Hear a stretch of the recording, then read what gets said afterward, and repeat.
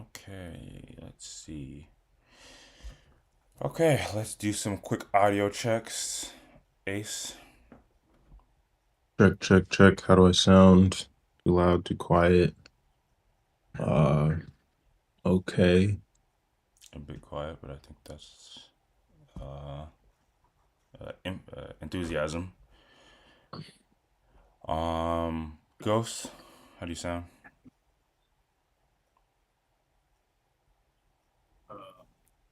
1 sec. Sorry, I forgot to put my headphones in.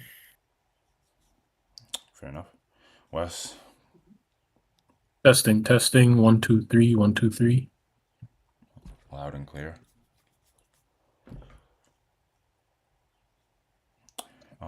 How do I sound? Is the volume at an acceptable level, and am I coming in clear? All good. Yeah.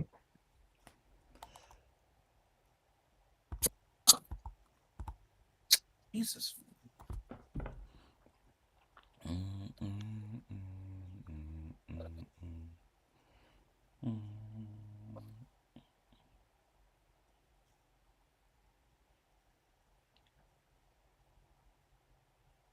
All right, testing, testing. Do I sound fine? Also a bit quiet, but again, that might be an enthusiasm thing because I can never prove where the location is at.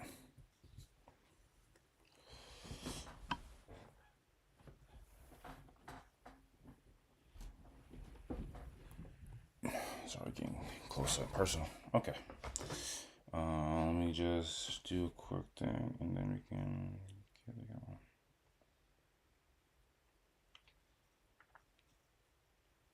Oh.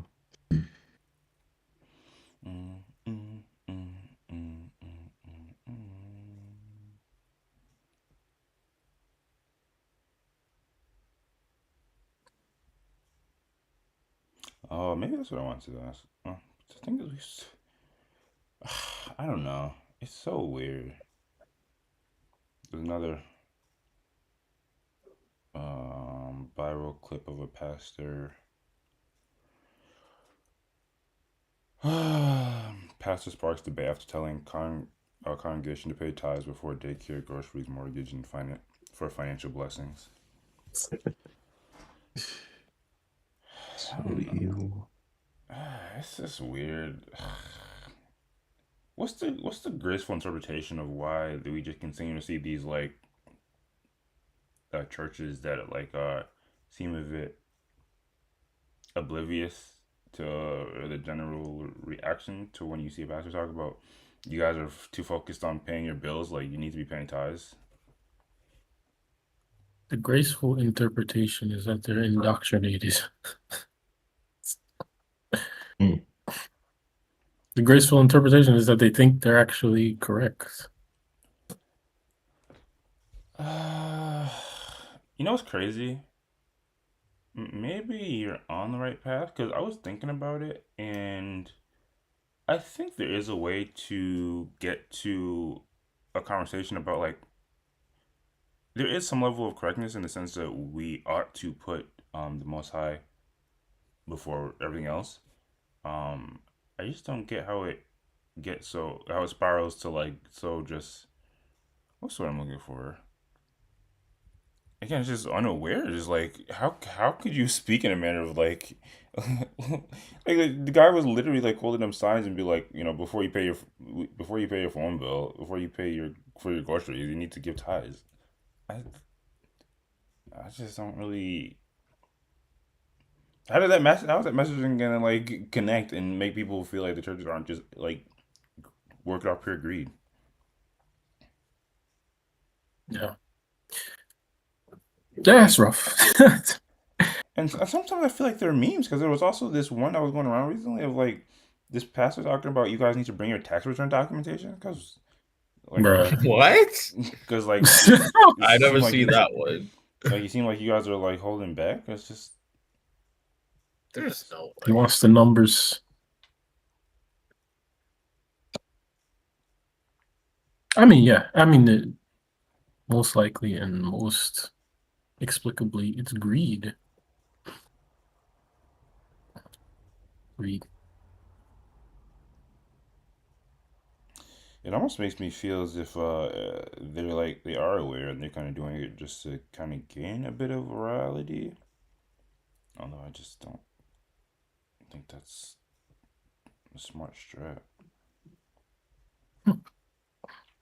Yeah, I mean, there are some people who are just provocative and they want to get eyes on their church and they treat it like a I don't know, like a concert venue or like I don't know. They're just trying to get members or whatever.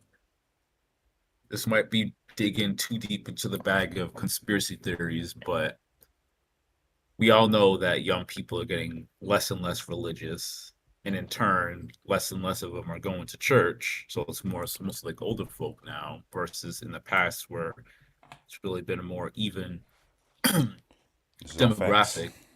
So as less young people are attending church, there's less money going around, and more of these clips are being circulated with pastors being greedy and evil.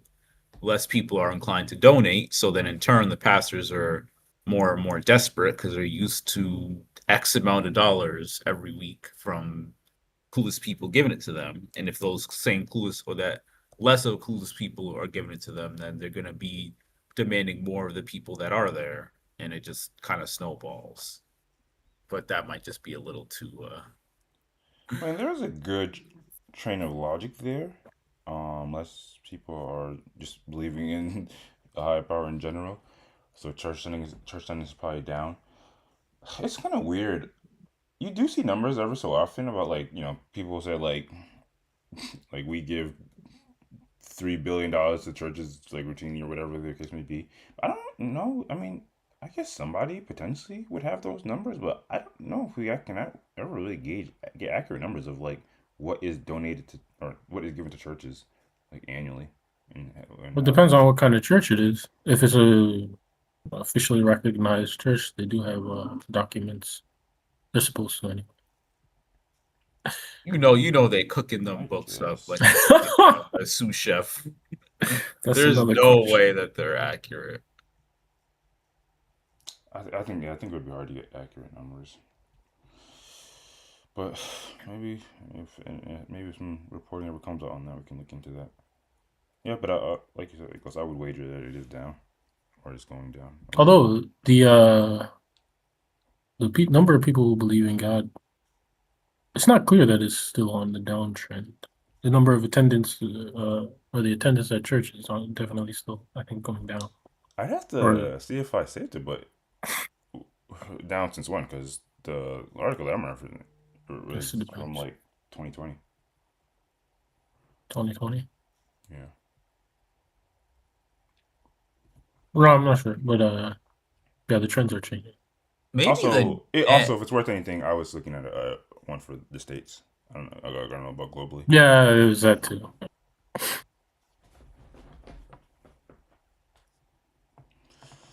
Okay, I think we're good. So let's get into it. Bang it out. Hopefully everything looks copacetic. No drop frames. That's always a blessing. Let's see. And we're a little messed up. Okay, give me one moment. Where's Ace?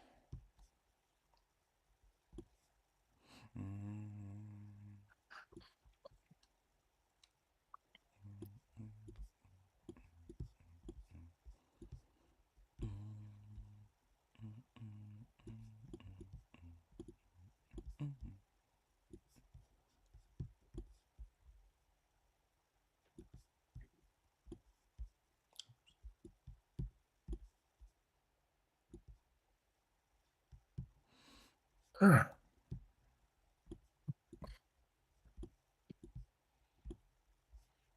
he is.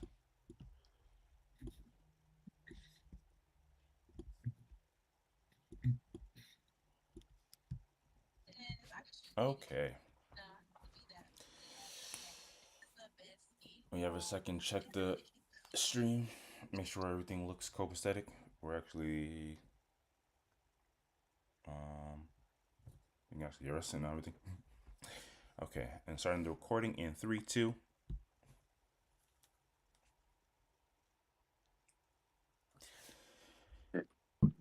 Welcome back, guys. Welcome back, everyone.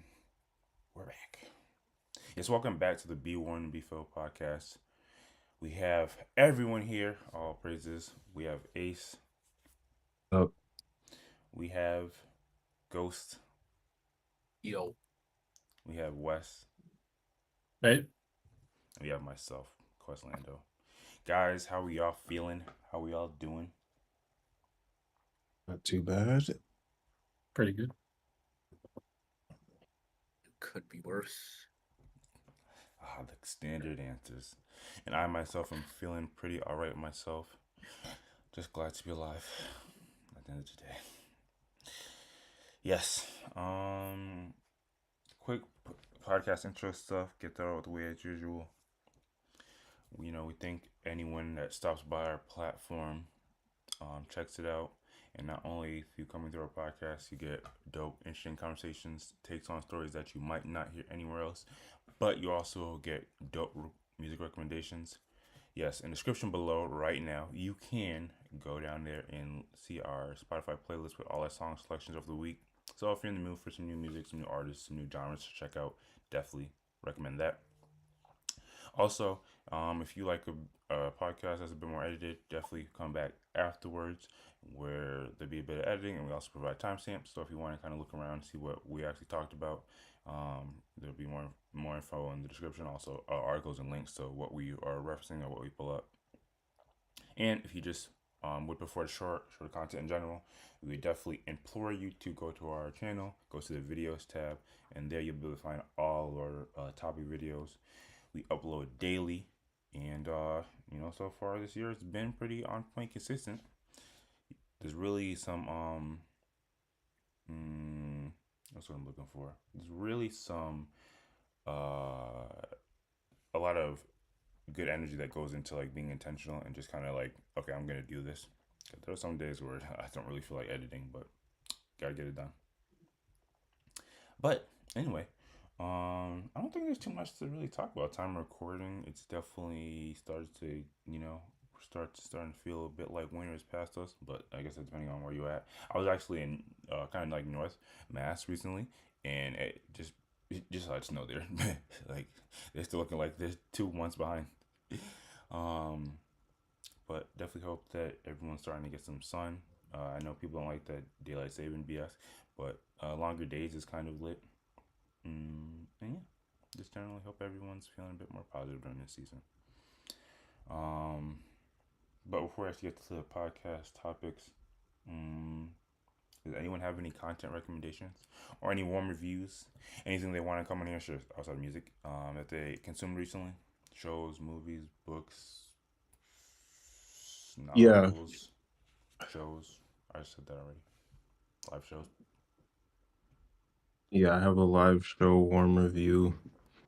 I went to the Candlelight concerts, Lord of the Rings string quartet That was a thing that on, sold out like in 2 seconds for some reason. yeah, yeah, I went Was it to it. was it packed? Yeah, it was pretty full. I mean, it was a small venue. It's literally a church, so not that much space in general.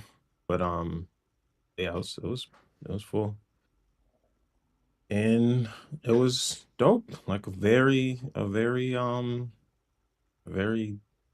incredible uh performance. I kind of forgot how much I loved the Lord of the Rings soundtracks. Like I used to listen to those on repeat when I was younger, and also me and Wes used to like play the songs on like clarinet and saxophone. So it was just like a lot of memories coming back, even hearing the music live. They did like maybe I don't know, 4 to 5 songs from each of the movies from the trilogy. And yeah, it was just super incredible to hear them on strings. Of course, like the actual um actual songs were played with a full orchestra, but I think strings are probably the perfect like set of instruments that you could play on and still get the full feel of that soundtrack, or those soundtracks. Um, yeah, just incredible, like super incredible performance. I would definitely be willing to go again. I know there's another another performance in April, but those may be sold out already too. So I have to So see. did they play, like, was it just like a regular music concert? Did they Oh play dear. any of the movie clips alongside them? Because I know there's some Oh no, yeah, it was just the types of concert. concert. I Okay, mean, yeah, yeah, it was just the performance. gotcha. There's some that do like to integrate it, but Yeah, they That's play weird. the Lighting of the Beacons. yeah, they did. They did. Damn, Yeah, that might be my favorite movie soundtrack moment of all time. yeah, That's yeah. that's dope. That's weird. My Lord of the Ring by side, I definitely always like underestimate like when I guess it's not necessarily hard to get people out to go to a live event, and yeah, people really do, and it's obviously typically worth it. Enjoy like live performances, live instrumentation. So I can imagine it was dope, regardless of how I feel about the IP associated with it. Mm, yeah, It's awesome. dope.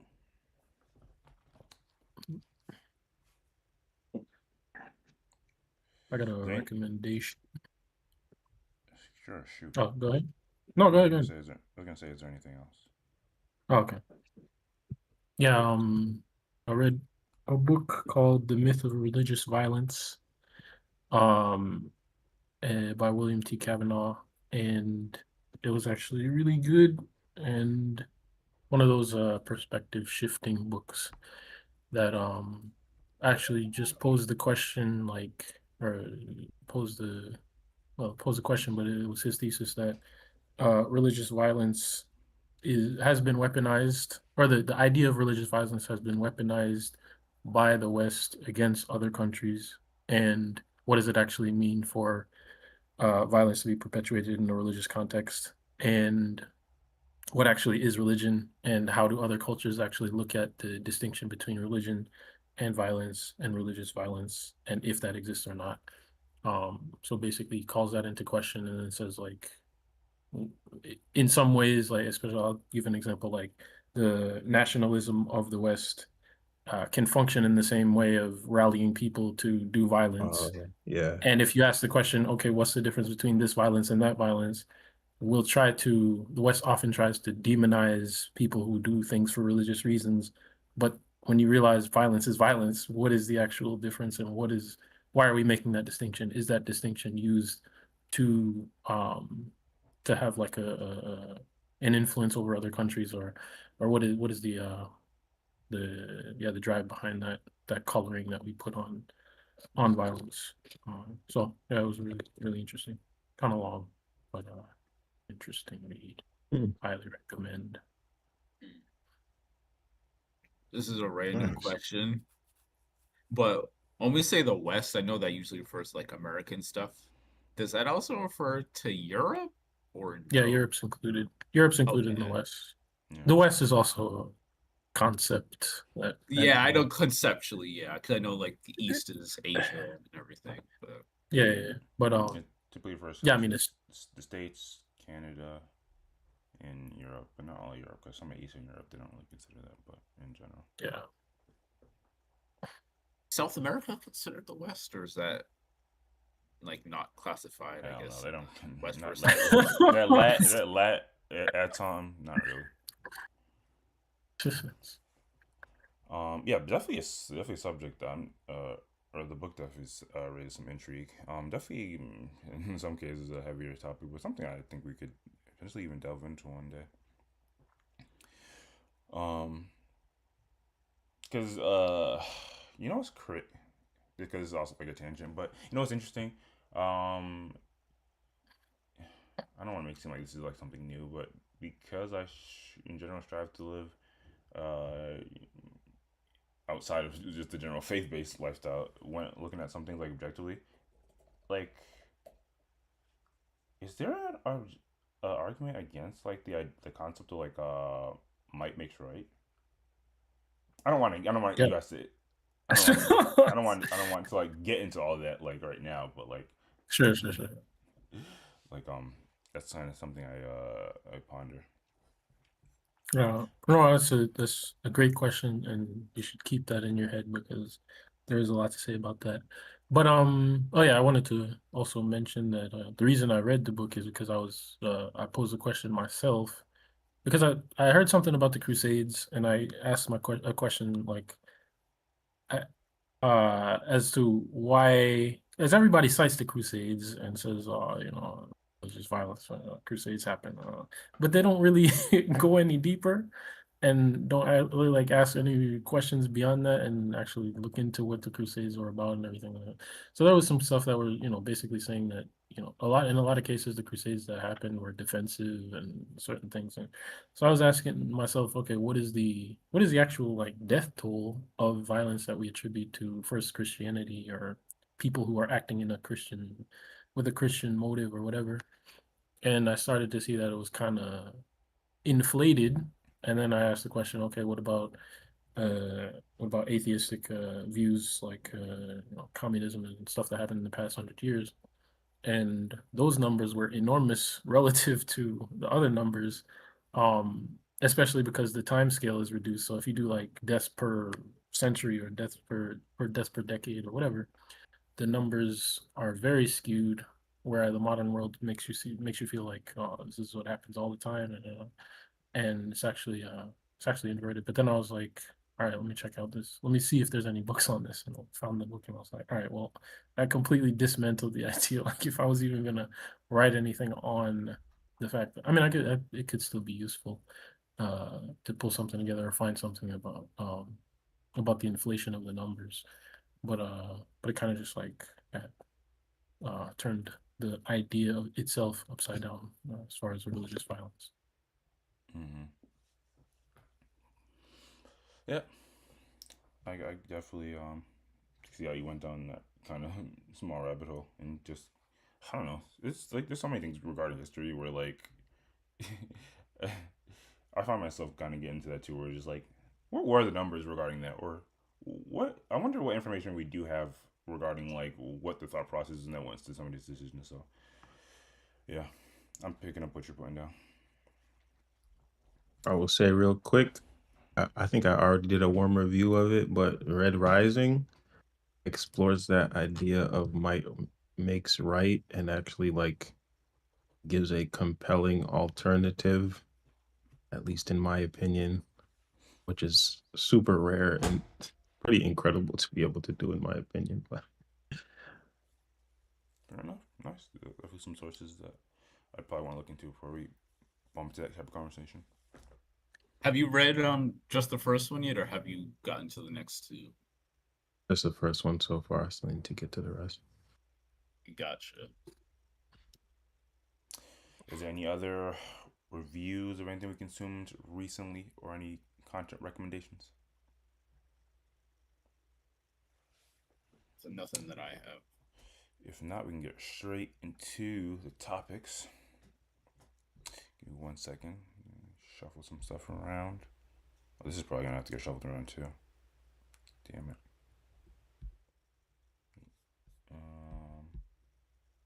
Yeah. Whoopsie doopsie.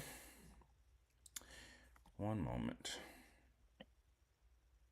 I guess I could just do this actually. Yeah. Oops, don't do that.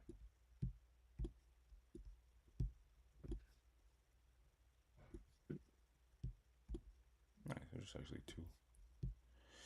Alright, hopefully that's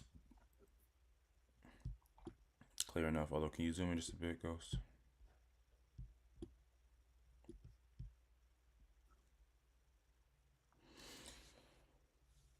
My God, Twitter sucks. Why would they center this? It's okay. When you do the video, maybe full screen, it would make it look a little bit better. Alright, so first off, like to start off with something light. And to be honest, I think there's a bit of intentionality. Uh, kind of funny off the heels of a relatively serious historical conversation. Kind of keeping things light in general today. Time recording. I feel as if there's just a bevy of things happening in the world that, if you really look at it with the, you know, good eye, you'll start to just spiral into a sense of depression that things are getting worse in a lot in a lot of cases. So in this episode, generally just lighter stuff, I think. Like this particular video I came across, it really has nothing to do with anything. I kind of find it to be like one of those am I the asshole type of videos or type of Reddit threads. So if you see anything on Reddit in the future of like was I too mean to this neighbor, you know where you got it from. So somebody posted their like video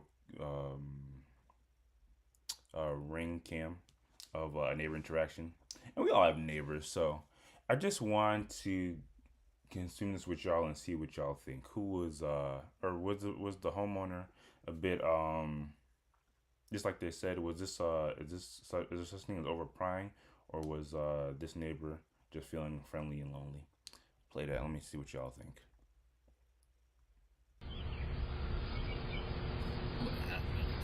How can I help you? Yes, yes, you didn't hear me. I'm your neighbor across the street. I met Brandon and the rest of the people in the community.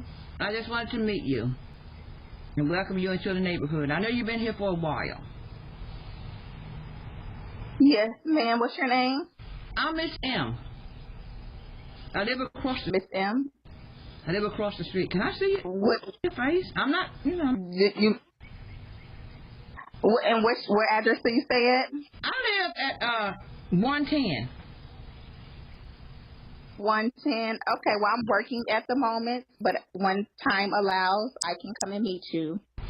Oh, okay. So where are you working at? You work from home, right?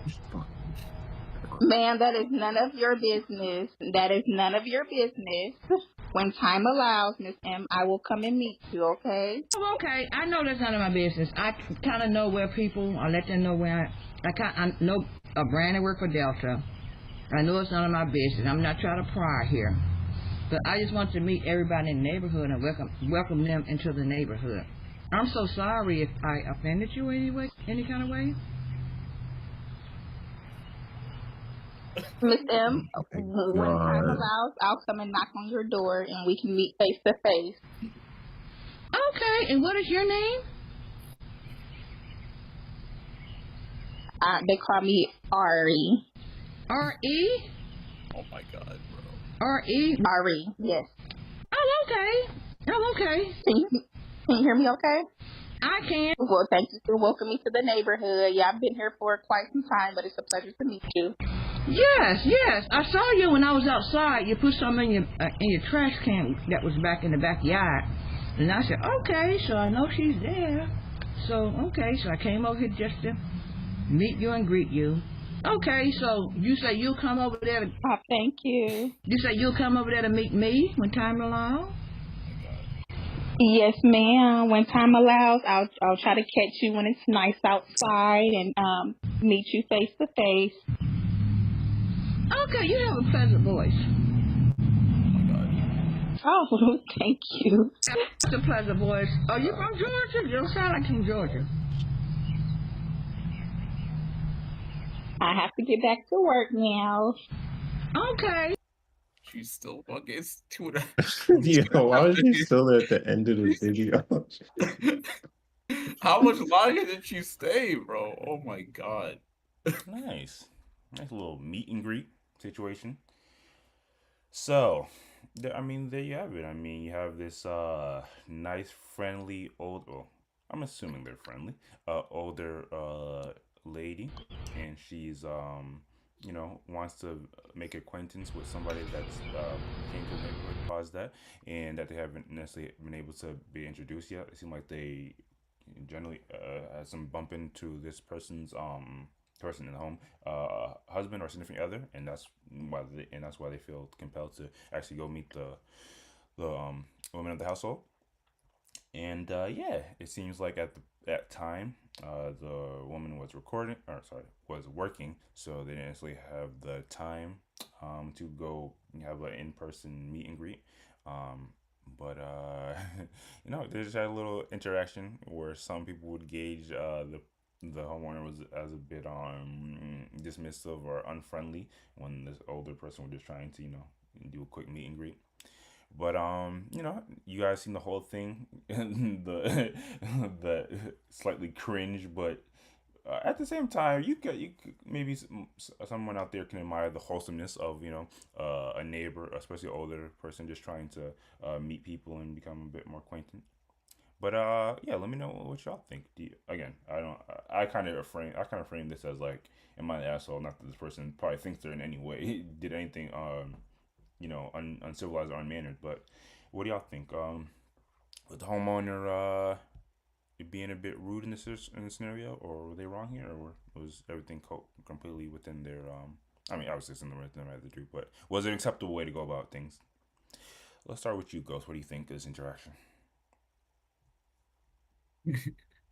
Y'all already Gross. know how y'all already know what I'm gonna say. Dog, I can't even try to be like uh play devil's advocate or like that shit was not wholesome. That shit was friggin' annoying. Like I think the lady handled it 10 times better than I would have because I'm not an actively rude person, What would you have but done? the second like she knocked on the door, blah blah blah, trying to introduce herself to the neighborhood, fine, whatever. The second I say I'm working, but I'll come and greet you sometime else. If I hear anything else after that, like when she says, "Oh, where do you work?" What are we doing? Like, I'm just gonna tell her, well, I got to get back to work, and I'm just not gonna respond anymore. Like, To the I old lady, keep in mind we're not talking yes, about some random. We're yes. talking about an older person. You would say that too? This is old lady Miss M that is gonna be the super ultra busybody and will gossip about you to everyone in the neighborhood that she can talk to. You know the type of people she So is. so you're gonna load on and assume that they're a busybody gossiper. Yes, 100%. Yes, she literally would got told 50 times, basically f off. I'm working, and she was just still trying to get in business. Like, how, like I there's no world in which this is okay or acceptable to me. It's just I would be very, very annoyed if I was in the situation being held hostage. I already get annoyed when I'm held hostage in conversations with people that I actually know, let alone some random Joe Schmo who's again being nosy busybody. She saw me putting something in the trash. Like, what are you looking into my yard for? Like, why are you logging this information? What A benefit neighbor does it can't. have? A neighbor can't look at their surroundings. They can look at the surroundings, but then why are you gonna do the why? Oh, I saw you do like you don't need to tell me this. You just log it and move on with the day. You forget about it. Like you don't keep that in your head. Like They why do didn't you keep it in care their about head. what They I'm just doing, said they saw them take out the trash, and that's why they knew they were home. bro? They didn't say It like sounded like you thought it was a I saw different you dump out a day. McDonald's bag. Oh, did you have some McDonald's recently? I saw you dump some trash. I mean, with all her questions, I wouldn't be surprised if I was the next one. But like, it's just doing too much. Just like let me be. That's one thing I like about being up in the Northeast is that this interaction would almost never happen. Like, I'm not saying people can't be friendly, whatever, but there is a limit and there's a time and a place for friendliness. Like if you're at the neighborhood's cookout or whatever, sure, but literally middle of the day, like you don't. Let me not be mean and say he doesn't have anything to do like a job or nothing, but maybe she's just older and she already retired, whatever. But still, it's like I told you I'm working. Now leave me be. We don't need to get into 20 questions here and like I don't care if you want someone to talk to, bro. I'm sorry. Like go talk to another neighbor that you already made friends with. You're doing way, way too much. I will say to that one point, this is one of the conversations that it could be gleaned differently based off your region, because if you don't know, or as you should know, like depending on your region, you'll get either that southern hospitality or the cold north uh, disposition. So you're not entirely wrong. Fair enough. Obviously, I'm just here to, gather what y'all takes are. Some of it is kind of, as always, a bit astonishing. What about you, Ace? What do you think of this interaction? Do you think anyone was in the wrong here? And I guess, how would you have approached it? Yeah, I mean, I'm pretty much with Ghost. I think the old lady was definitely in the wrong. Um, and I don't know, it's extremely cringe inducing slash maybe a pet peeve of mine where people don't take a hint. Like the amount of times that the homeowner indicated, hey, like please leave. Like I'm not really. This is not the time, and the lady just still being persistent with it. Very annoying. I mean, it was annoying, but also to the point where like I'm starting to get suspicious. Like, what is this just an old lady being a busybody, or is something more nefarious Dang, happening not now? even my went there. What about Nah, this interaction yeah. arises suspicion? I don't know, like maybe somebody's around the corner trying to rob the place. Like I don't. It's getting too concerning. Where you're too In persistent. Like, broad why would daylight? you be? Yes, in broad daylight. Damn. The world we live in. I'm not. I'm becoming much more cynical towards stuff like this. Like nobody is that persistent. Just trying to, Have you just being not a talked nosy to an neighbor. average old person? I've been Yeah, stopped I at a think supermarket and old people have tried to like steal my time of like just asking questions after Nah, questions. but this is not a supermarket. This is on your You're right, porch. it's your The neighbor. person No, it's not just your neighbor. It's not like they're on the street and they're walking by and you're outside. They're on your porch. They should take a hint if you say at least if you say you got to work, it's not a good time. They should leave and not just be there till the end of video. We don't even know how long she stayed after. Like that to me, it starts to become suspicious. It's not just like even a Jehovah's Witness. Like they're gonna leave if you don't come to the door. Like what's going on? Just too damn Ace. much. Like I thought Quest and me were the most paranoid, but I think this is like what do they call it? Hanlon's razor, never a tribute to malice that can be explained by stupid. I think it's just her being annoying. I mean, you're I don't know. probably right, but I'm just saying it starts to Dang. get to that point where no, I'm not coming to the door because Damn. now it's getting suspicious. Like I said, I'm working. I said I'm not. It's not a good time, and you're still there. Like now it's Oh, we know you won't be dying first in any horror movies. The crazy part is I actually do kind of see what he's saying, Ghost, in the sense that like I don't really open my door for anybody unless you tell me you're coming or I'm expecting a delivery. I'm not really apt to open doors. I'm just kind of confused. It seemed like there's a disconnect of like you not understanding, but like this is generally normal for old people. That's the only thing I would say. Like yeah. I mean, I I like guess I you haven't you say like you don't interacted really with. like the fact they're not taking a hint, but like I don't know if it's a different era type of thing, or maybe once we get old, we'll be kind of annoying too. But like old people don't, yeah, they don't take the hint. No, but I'm saying it's not just that. Like I obviously have interacted with old people, and I get that they can be persistent, but at the same time, it's the situation of it too. Like the old person, particularly being on another person's porch, and it's just like the encroaching on personal property that pushes it We're all neighbors over here. What's the problem? what you said? They're all neighbors here. What's the problem? Have this happened to you? Like I can't imagine it in my life, and of Listen, course I live in a more I have an old secluded person area. But story that makes this look like. I think Wes, you might know about it. Were you here around that time? Where like an old lady came to my house and she thought she lived here. Yeah. No, I remember. Man, yeah, this is I like mean, but level one. I I guess But again, that. I but guess. again, I'm not But sorry. I think I'm not trying to argue your point. I'm just like again, if you, I feel like a person that will interact with old people, this doesn't come off as super shocking to me. That's all I was trying to say. I got you. But yeah, I mean, I would just say like at this day and age, I would be. I think people should be more on guard against something like this. Unfortunately, I do agree. So. And then what about you, Wes? What do you think about this interaction? If this person put up am I asshole? Would you be inclined to call them that, or would you be like, they were actually, I get it? And what would you do? I guess. So I think that the woman who answered the door was slightly primed to be annoyed. She seemed like she was already not in the mood to talk to somebody.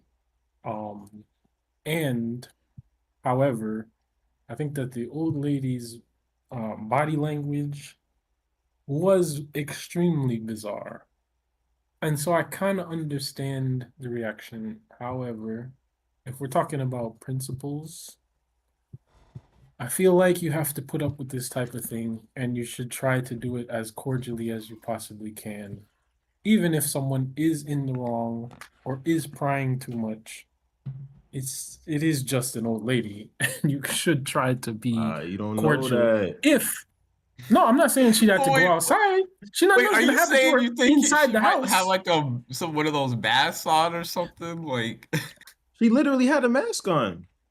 I mean, it's not an old lady. It's not like one of those masks. I mean like had literally like a different. Yeah, like no, she's no. 30 But years that's the other younger. thing. Like, I want to see your face, and you got a mask on too. Like, Yeah, that it was this like during COVID? It doesn't matter if it's during COVID or like. I mean, it kind of does. People because wear masks. No, people generally do not wear masks unless they're like actively sick. If in fact, it's why you knocking on my door. They actually don't want to get sick. Nah, I'm not saying this is anyway a common thing. If she doesn't want to get sick, what she's doing knocking on strangers' doors. Exactly. That's why they would wear the mask, so they can still interact with society. No, just wait. No. In any case, I don't get why people freak out over masks. That's just kind of. I'm not one of those people that freaking out about it. I'm just wondering what is it's the situation. Sorry, Wes.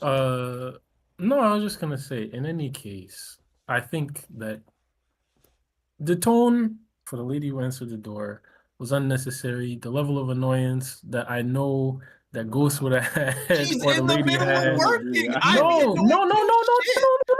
Listen, I got some annoying work calls. This is exactly randoms. This is exactly the type of situation that tests our personality and whether we can be good human beings to other human beings. I'm not saying you have to do anything. You can answer the way you want to answer as far as what you say. Or if the lady is being too nosy or whatever, and you really have to get back to work, you leave her and let her talk to herself. That's fine. But in the capacity, no, that's not in the capacity. No. You tell her what you need to tell her. You tell her if she's prying too much. You tell her if whatever you're okay with, whatever you're not okay with. And if you really need to go, you tell her you need to go.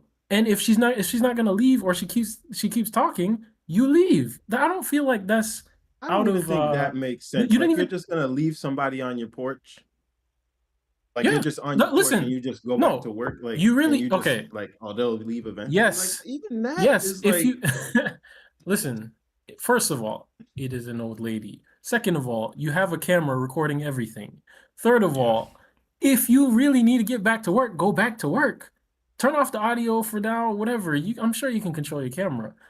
But my point is, be cordial if you can. I'm not saying it's easy, but I'm saying people need to be cordial in situations like this. There's no reason. The lady answering was cordial. She was like, come on. No, I don't think she was. She was. You could hear all that. Like when they asked what do they do for work, and they kind of like this is none of your business. The first. What are we talking about? Listen, no. That's not bro.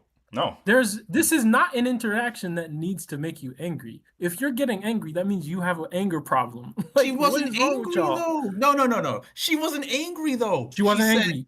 She was unpleasant. Listen, even like annoyed, like overly annoyed. Like, exactly. Why are you? Why are you letting this? Why But are she you letting literally this get said, to you? if she was really being uncordial or rude, she wouldn't have even said that she'll go out to when weather's better, whatever, when it's a better time, she'll go to meet her. She wouldn't even have said that. She would have just said like obviously the equivalent levels of to F this. off. No one's saying she was being the worst human ever, but there were some parts of this interaction that was definitely like uncordial, like uncalled for, unneeded. Yeah. I think my encouragement to anybody is to be as cordial as possible, because this is not a situation that should upset you, annoy you beyond any reasonable. Why not? I agree. I think I disagree. I think you should be an asshole. I think you should. What? Like, Yes, No. that's what we want to articulate. That's what we want to relay. Let's go, Yes. Ace. Let's No, go. Be worse of a no. human. Yes. No, Bro, absolutely not. Yo, Absolutely not. First of all, there is So no your neighbor, point. by the way, you're going to have to interact with in some time. Exactly. Well, not Exactly. really, because she's been there for quite a while and she hadn't interacted with her before, so she's been doing just fine before. You're going to have to interact with her again. This is true. As someone who was neighbors with someone for 5 years, I haven't talked to them once. I disagree. Did they do this to you once? No. Okay. I'm confused. What's the point here? Oh, sorry. Continue. This is about her.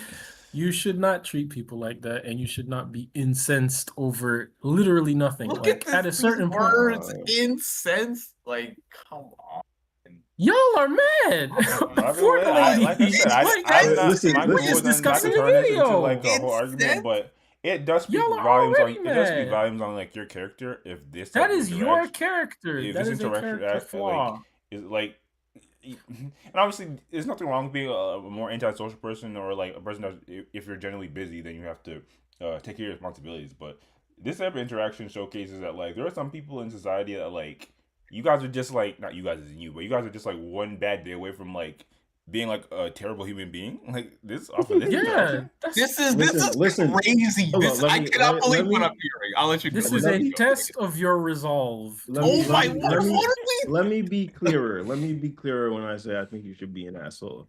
When I say that, what I mean is, okay, you start off the conversation in as cordial a way as possible. You let the person know you don't got time, whatever. Once it gets to the point where they keep pushing, then you should state clearly, listen, I don't have time. You need to leave. Like that's what I mean by asshole. If you don't leave, this gonna I don't know what I mean, it could devolve into basically you're gonna call threaten them. Like, yes, they need to know. They need to know clear, because if you don't get to that point where you say you need to leave and see what they're going to do after that, you still are in this like wishy-washy place where, oh, is it just a nosy neighbor or is it something more threatening? I'm not even opposed to that. You can resolve to do whatever you're gonna do, but are you personally offended and incensed by this behavior? I don't understand how you're that's my saying question. that it's offense and being incensed because at this interaction. I just don't get it. Like, we're not going to. First of all, the lady did not do what you said, Ace. I don't care. I heard it. I mean, I didn't see the end of the video. The lady didn't want to talk to her. It's obvious. And you talking about not taking a hint. We can wait. I can see she didn't want to have the interaction at all. For her first response, it was clear. And you're talking about, oh, she don't take a hint. She don't take a hint. Yes, the hint was from the first response. And I disagree with that. The lady already, because there's people like this in the Northeast, or especially here in Paris area. Yeah, people don't want to talk. Yes, because she working. Like, she needs to. No. Her not. That doesn't make any sense. What do you? I Wes, don't have time to be having this interaction. Wes, are you seriously telling me? I'm dead serious. There's been moments that you're not in the middle of work and you're very annoyed at something related to, like, your cat just crashed on you and you're pissed as hell because you have to redo your work. and someone in the middle of you being pissed, someone comes and knocks on your door with some nonsense that is irrelevant to what's going on. You're telling me that you I know this is a hard That's concept my for people to problem. understand. That's my problem, But bro. if I were to like give any little I'm moral not story of supposed. this, the moral of the story would be like, yes, even in times of like okay, you're busy and you're stressed, you have to try to be pleasant. I know that Exactly. sucks to hear, but What that you're is describing- how you should live. I don't Exactly. What you're necessarily describing is a disagree with personal that. I don't flaw. necessarily do. Ghost. You're describing a personal flaw. Like, A person. okay, I've been there. I shouldn't Oh, we do don't that. wanna I make shouldn't it too, take like- my anger out on other people. Like, what are you talking about? We don't want to. Especially if they talk in didn't do general. anything. Like, I mean, you know what's the funniest part of all this is that I would not react like this just because I am actually, even though I don't see the point in it, I am pretty like nice to people in general on a surface which is level. good. Yes, we're all. I just don't see Yes. the whole point in saying it's a personal flaw phenomenon. Like that's Should you okay? too far. If you're angry because of work or whatever, should you take it out on the person that greets you, the first person that greets you? Should that be your response? You should. Is that not. okay? You should Okay. not. That's what However, I'm I'm saying that I think there's levels to the expected response that should be that should be expected. Like you're talking about the lady was incensed and all this when she answered.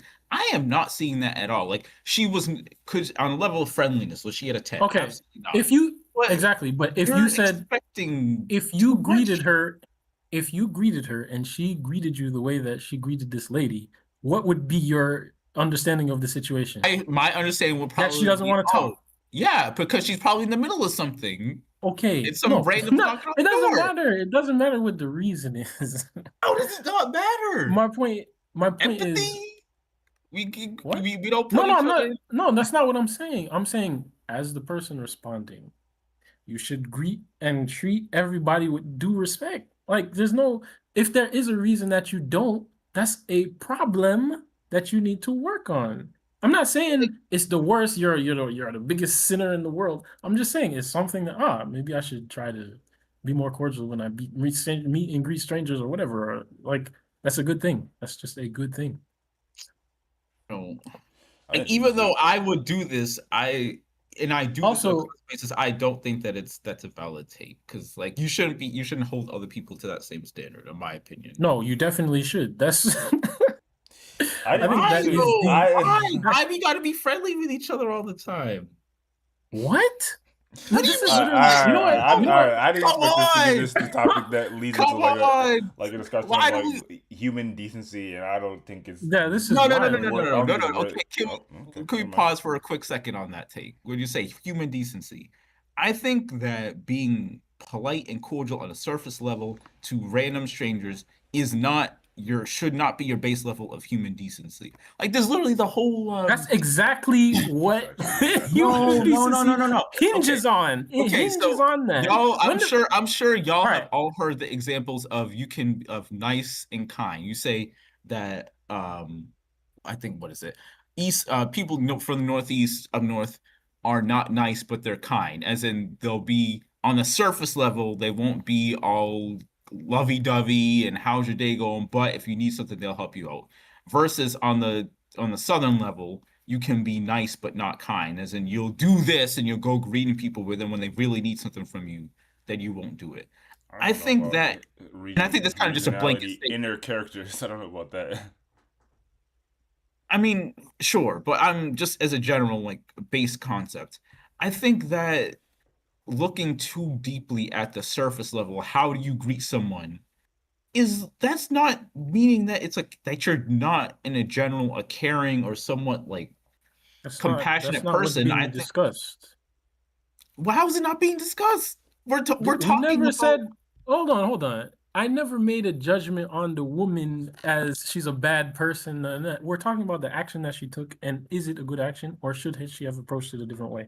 That's the question in here. I don't We're think not it's questioning the person's moral character, if they ever did anything good, or if they're wicked, or if they're. I'm just What saying I don't should think you it's a do? good. I don't think it's a good or a bad action. I just think you can't make any judgment because there shouldn't be any standard for interactions like this. specifically. Think it's a good or bad action. Okay, and if somebody greeted you and that person who greeted you, their temperament or their let's say they're unstable. They get hit with your energy and the thing escalates into some type of altercation. So now it's my fault. What would be I'm if not being anything? facetious, but No, man. I mean, everything is our fault in the sense that we have to do the right thing as opposed to choosing to do the wrong thing or to approach the situation wrong. I don't see and how it's potentially right expose or ourselves. wrong to like to Do you have not see a how level of but you, a 10 versus a 7 as far as your enthusiasm in the greeting. I don't see how this is not a question of any enthusiasm. Okay, well, yeah, go ahead. enthusiasm, niceness, however you want to frame it. I just don't think that. I think we're holding our standards are in the wrong place because this is just it's so surface level. Yeah, when I walk down the street and someone I head nod at someone and they head nod back at me versus I head nod and they don't head nod back at me. I'm not gonna say the person that doesn't head nod back is a bad person. I'm just gonna say okay. We're they're talking about not the friendly, keep pushing. actor. We're not talking about what the world does to you. We're talking about what you do toward the world. Well, it's the same thing because It's we're you projecting. who has to, no. You change your life and your attitude and what you do, not the world. But you're have to act asking in the the right. world to change in I'm accordance. asking. All right. You're judging other people based on what you think that you yourself should be doing, and that's projection. Everybody else can.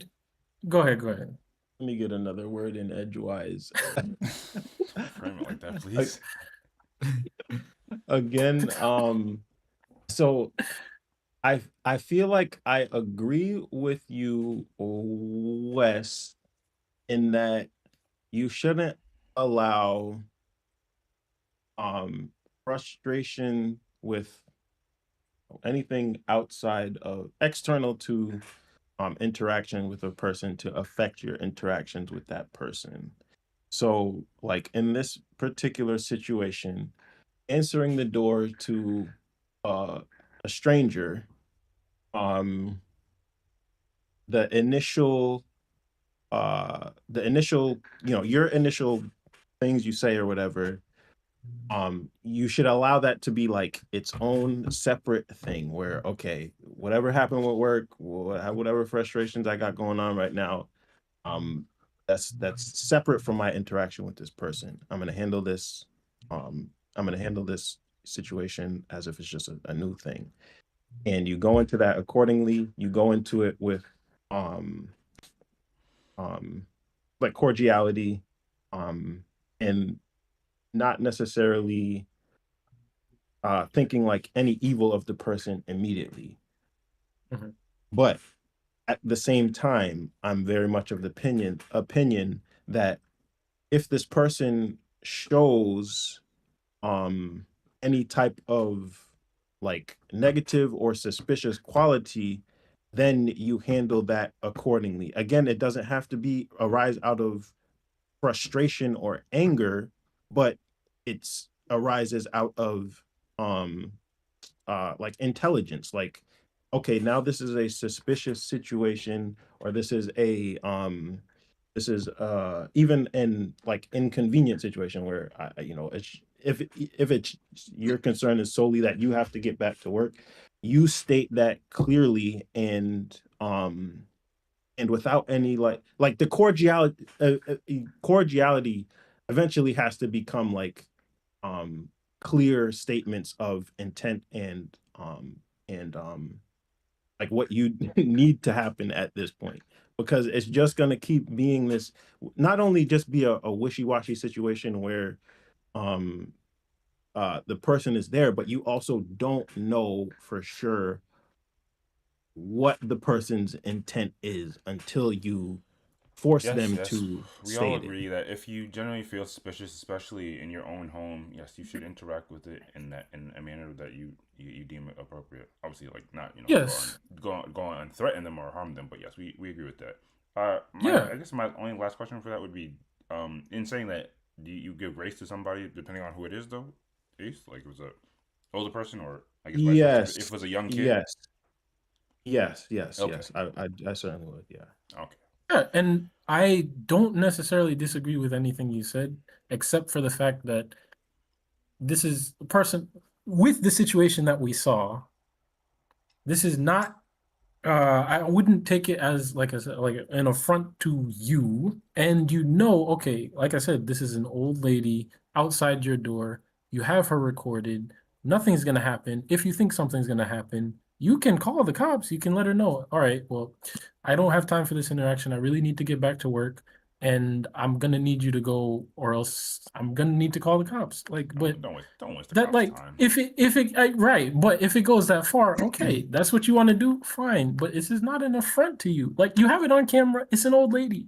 Like, if you really are afraid that there's something going to happen, then you tell her what you need to tell her. Move away from the door. Go back to work and do what you got to do. Like, I don't know. I don't. If you need to I speak kind of see what you're clearly, saying. yes, Yeah, but like, what do you worry? Like, what do you?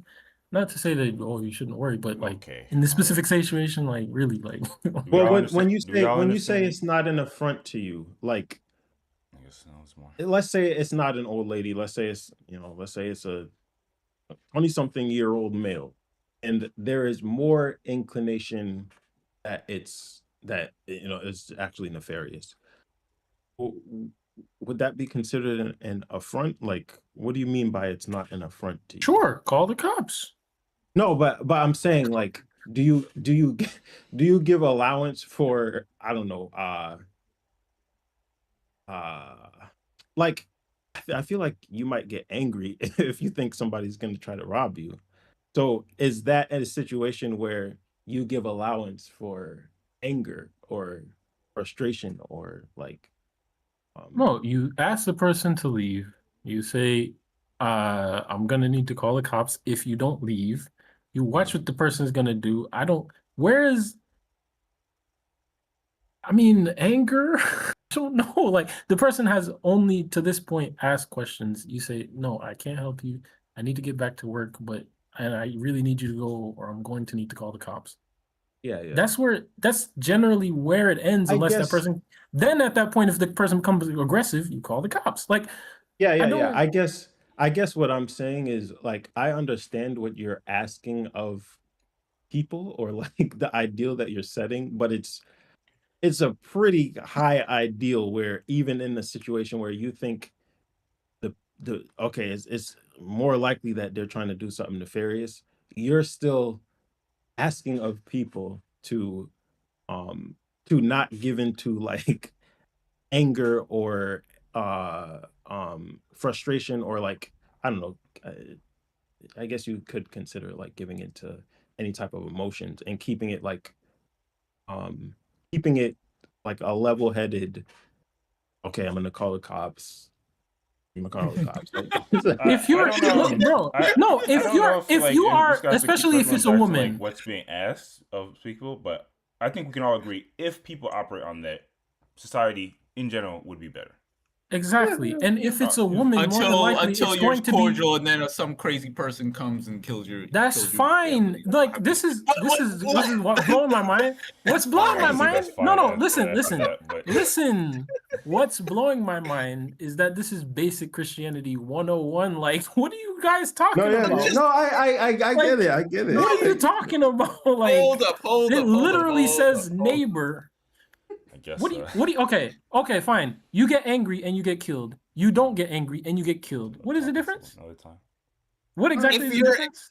Well, hold up. Your hold anger up. is going to kill them back. You keep saying anger. There's a difference between anger and like skepticism or wariness or being you can do all those things. Off-putting, or not off-putting, but you can be wise, you can friendly. be skeptical, you can ask questions, you can do all this stuff.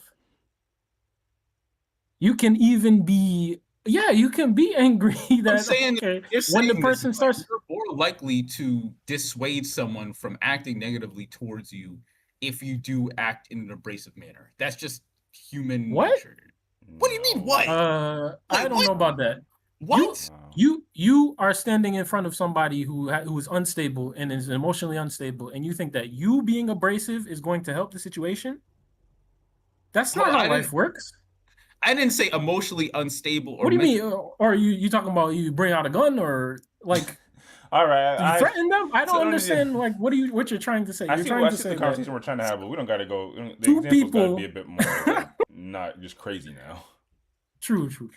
But like, I don't understand. Like, you really believe that being angry and potentially escalating the situation I'm not. can? No, you keep saying angry. I'm not saying meet You anger said with abrasive. Sorry, abrasive. when I'm if you show resistance to someone and they're trying to negatively do something to you, even if that resistance does not have to be anger, if you show some level of resistance, they're going to think twice about doing something negative to you because they think there's more likely that there's going to be a negative consequence to them versus if you're just passive and you don't do anything. I think there's a difference in what you're saying is valid in that if someone is actively looking to like get into a fight or they're looking for a reaction from you like anger or something to escalate it, yes, there is validity in being calm versus matching their energy. But I'm also saying that if you're I'm trying to think of like a good one-to-one, like, okay, someone knocks on your door and you look in the peephole and it looks like they have a weapon, so they say, "Open up now. I'm trying to rob you."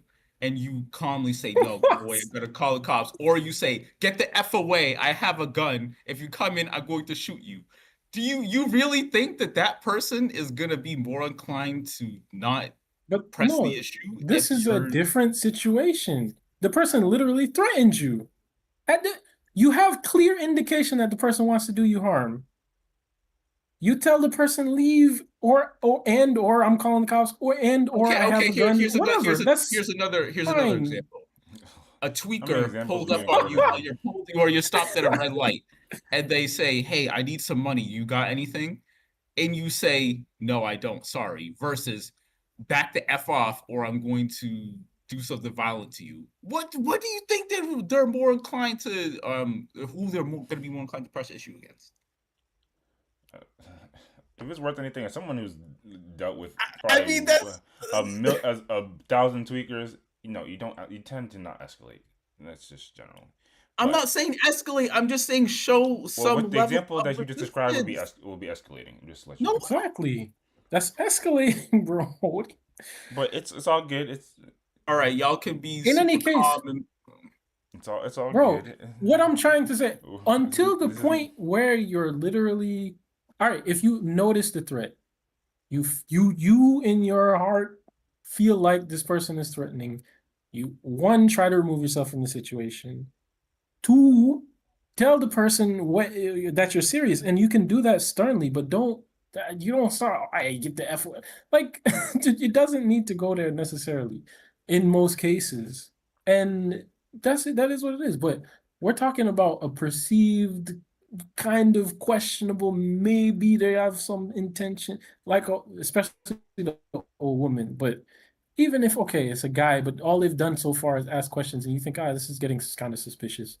Same thing. You have a camera. You tell them, I'm going to need you to go, or else I'm going to call the cops because I feel uncomfortable with you here.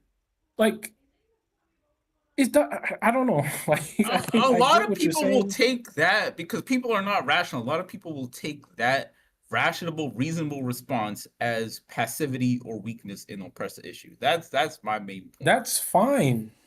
How That's is that fine. fine? What? Uh, Because you're it's saying not better in some to cases it escalate. is. I'm not saying Okay. that. No, there's a difference. That doesn't mean escalation. If you are serious and you say what you're going to do, if the person doesn't believe you, okay, then you're gonna get the cops called them. I don't understand what you're trying to say right now, especially because it hasn't gotten to the point where they actually made any threat. All right. I think this is one of those cases where, we'll definitely come back to it. We definitely have a better sense of what our ideals are regarding these type of interactions, and it'll keep it in mind for further conversations. Outside of that, y'all let us know since this is one of the few occasions where it is a bit split 50-50 of like who's wrong in the scenario. Y'all let us know what y'all think. Outside I of think that, my moral of the story is that the title "The Most Wholesome" get transferred from Ace to Wes apparently. Oh yeah. oh yeah, I forgot about that category. Oh yeah, we gotta do that like routinely. See if it changes. See if anyone's You views know, have changed. over time people's you know change their views on things as they get older. Anyway, yeah, let's move on for the time being. You know, So pulls up on a go with you. You're gonna point him, give him no, a like pointer the finger funny and thing start is, talking to. the funny thing is, like, I'm editing I all this out, so you might want to just save it. Just let you know. no, I just want to say the funny thing is, like, I'm saying these things as ideals, and I do believe them. And I do believe that yes, okay, you should protect yourself, you should protect, especially you should protect other people. But I also believe that violence against people is always a lamentable thing. And I heard an anecdote like about somebody who was basically asking a question like this, or they felt like they were being taken advantage of, or they felt like somebody was being aggressive to them, and they had asked, I don't know if it was a pastor or whatever, that like what should I do? Should I really let them like step on me? Should I really let them insult me? And I shouldn't attack back. And he just said, you worship a God, or you worship Jesus Christ, who let himself be killed on a cross in order to uphold certain values, and to die for the sins of the people, whatever. He didn't retaliate. He didn't call the angels. He didn't call the army to kill people, and et cetera, et cetera, et cetera. And I think about that, especially when people are asking about, okay, I look like an idiot, or I'm gonna be taken advantage of, or whatever. The question is, okay, like I said earlier, like, you can be angry, you can retaliate, you can do this stuff, and you can. I even gave you the great. I said you can call the cops. You can tell the person you're gonna call the cops. Why do you keep saying? But what? Because but I'm just saying, what really is the difference between that and you taking yourself out of character, and then the same thing happening? Like, that's all I'm saying. Like, I get what you're saying. Jokes aside, I do think that in some cases, a calm, rational, reasoned response is not optimal when it comes to dealing with certain people because of how they would respond. But I guess it is case to case, and we can move on. But yeah, and again, I allow when threats are happening, threats are being thrown around, or you really perceive a threat, it's not the same as a calm situation, or and somebody just talking. Like, it's not necessarily the same thing. So we're not necessarily always talking about the same. Fair enough. A little extra content for anybody that watches the entire podcast. Okay, so I don't know if you heard about this, although it's very reminiscent of another story we talked about, where apparently old people rent themselves out in Japan. Japan just has one of those places, just one of those places where like you find the most intriguing stories, and it makes you question if they're ahead of the curve, or are we behind, or what's going on. So, this headline, this post came past my timeline. In Japan, there was a man who makes 80K a year by renting himself out as a friend to lonely people. And, while I suppose there's no reason to disbelieve this, I think when we see a page called What the F Facts posted on Twitter, I'm not going to be super inclined to just believe it. So I actually did a little digging, and yeah, go over to that BBC post. This indeed does have some validity. So salute to BBC.com. There's a whole 8-minute video. We won't necessarily watch all of it, but we'll watch a bit of it. So yeah, this article kind of reads, or a little insight on it. A Japanese man who gets paid to do nothing. The brother's name is Soji Morimoto, provides a very unusual rental service to his clients in Tokyo, hiring himself out in order to quite literally do nothing. He has fashioned a career out of renting himself out to clients who simply don't want to be alone. Soji doesn't engage in conversation or do anything other than just be there at whatever event or activity he has to attend, or has been hired to attend, and yet he is in high demand. Scheduling one of these 1 to 3 sessions a day. We often feel pressure in society to always be doing something productive or useful in order to feel valued, which is an attitude Shoji hopes to challenge by showing that even doing nothing and simply just being there for people can have its own value. I think it's probably just what the video goes on to say, but we'll play a little video just so you guys, further your belief of this interesting career path.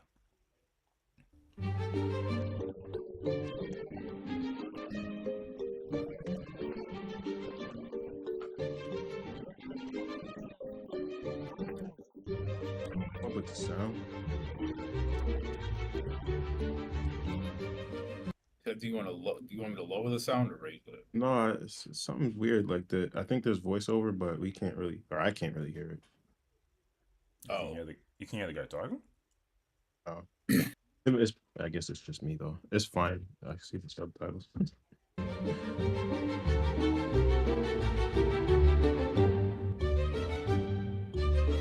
Soji Marimoto provides a very unusual rental service to his clients in Tokyo, hiring himself out in order to, quite literally, do nothing.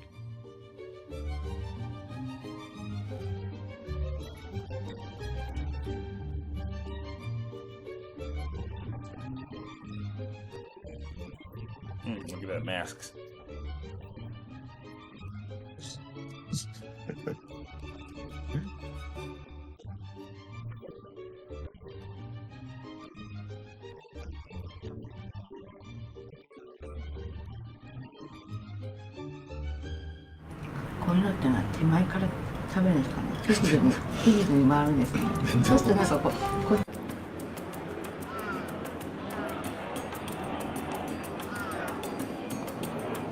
So の依頼者の方が自分から喋らない限りは聞くことはないです。自分から知りたいとかって思ったらもちろん。いや全然知りたくないです。Pretty good indication of what kind of guy we're working with. So yeah, this is real. This is a real deal. This is a gentleman who, like the articles and like that post said, he literally just rents himself out to make people feel less lonely, and when they're out or when they're doing activities or events, he's not there to like talk or be engaging. He's not there to be a performer. He's not there to give advice. I guess he was opposite of what we do here. He's just there to again just be a buddy on the wall. So for a quick point of clarification, because I'm kind of confused here, I thought it framed it like he's renting himself out as a friend, but then in the video it's framing like he's there just as a presence to essentially do nothing, not really as a friend. So I just as like literally he's occupying the space of a friend. Without I think that Twitter post is a I don't want to say salacious. It kind of adds a bit more to it, but at a baseline, he's there to just make sure the person is not by themselves. Yeah, but he's not providing. I think it's different. He's a plus one. It, but okay. He's not necessarily like the services that we talked about before, where he's like an older person, like literally giving advice and cooking and cleaning for you. He's just there to like literally. Like you said, occupy this space. If the person does want to talk, he'll engage to a certain degree, but that's not the service he's providing. This really makes this really actually interesting to me. You know what? The first thing that jumps out to me, and then obviously no offense to this brother, and obviously he wouldn't care, but he's not like a chat or anything. He's really just relatively like probably below average looking guy. It's kind of crazy. Damn, we out here just giving. I know. I say that to say like it's so interesting this model that he's developed or fell into, because like I don't even know how this would have began. It might have go into it during this video, so definitely. Oh, I get what you're saying, and I rating aside, you're saying like if it was an attractive person, there could be some more of an impetus to use the service. Casually roasting, bro. People. I think on the opposite end, if it was, they think he's like a 10 out of 10. Y'all just saying no, that's possible. I'm not saying that. I'm just saying I understand Quest's point. Like on the opposite end, if it was like a service where like women were renting themselves out to just occupy space with a guy, like you'd probably see more attractive women fulfill that service. But again, I'm I got you. just pointing it out. Maybe I'm tweaking. Anyway, we could probably watch more if you really needed to, but I think we kind of get the point, and we kind of get the absurdity of the situation because you see people out here struggling to make $1, and granted, what else? But this guy's like making a living off of it, literally just being around. So I mean, what do y'all think of this? I guess it's like not you can leave it there. I guess it's not necessarily surprising since we did see that previous article or that previous story about old people renting themselves out in Japan, and it seemed like it's kind of I don't want to say it's part of the culture, but it's more inclined to be a thing. What do y'all think about this? Do you think is this really a viable solution, quote unquote, lower people should take on or could take on?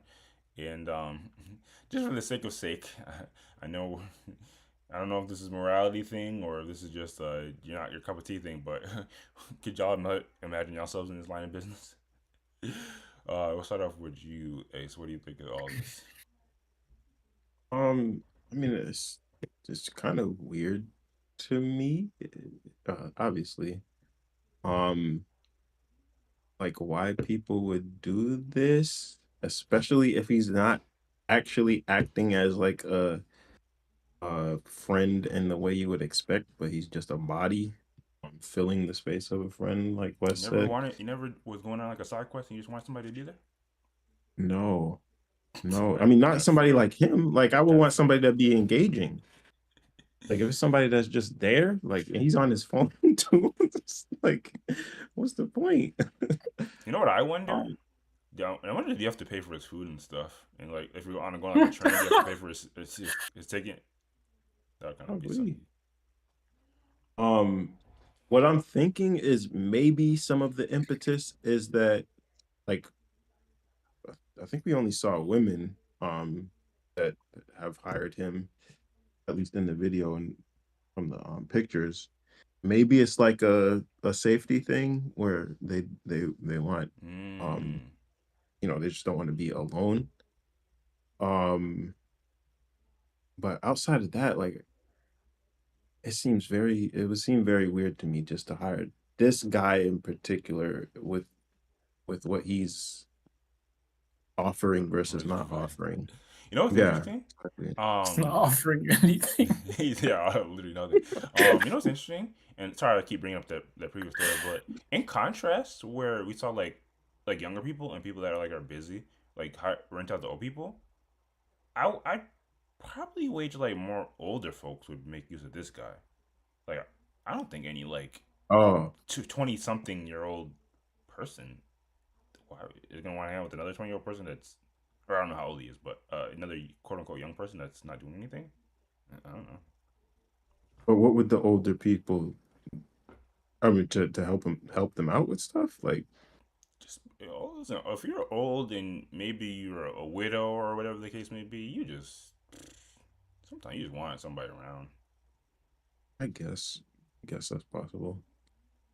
Um, but yeah, and like I I, I could see in some universe myself doing something like this, but I Okay, would okay. I would be engaging though. Like I don't think I would approach it in the same way. Like the benefit would come from at least trying to be engaged, or if not um always being engaging, at least like verifying with the client what level of engagement are you looking for? Like maybe that's just a thing they could enter on like an app or something. Like those Uber Hmm. drivers have different Do packages they Dang. if do you want that? them to talk or not. No, some people you see online, like they'll say, "Oh, do you want me to be talkative? Do you want me to Oh, be this?" okay, okay. I didn't Should be know that. the But yeah, options. that's what I mean. Like, yeah, that's what Dang, I I wonder mean. if this brother got different packages. Do you want the engaging package or do you just want the basic standard? I'm just there. Yeah. Fair enough. Fair enough. Fair enough. What about you, Wes? What do you think of this practice? Do you think this is some scam stuff, or do you think this makes sense in some cases? And it's kind of a soft question, but again, could you see yourself in this line of business? I think this is hilarious.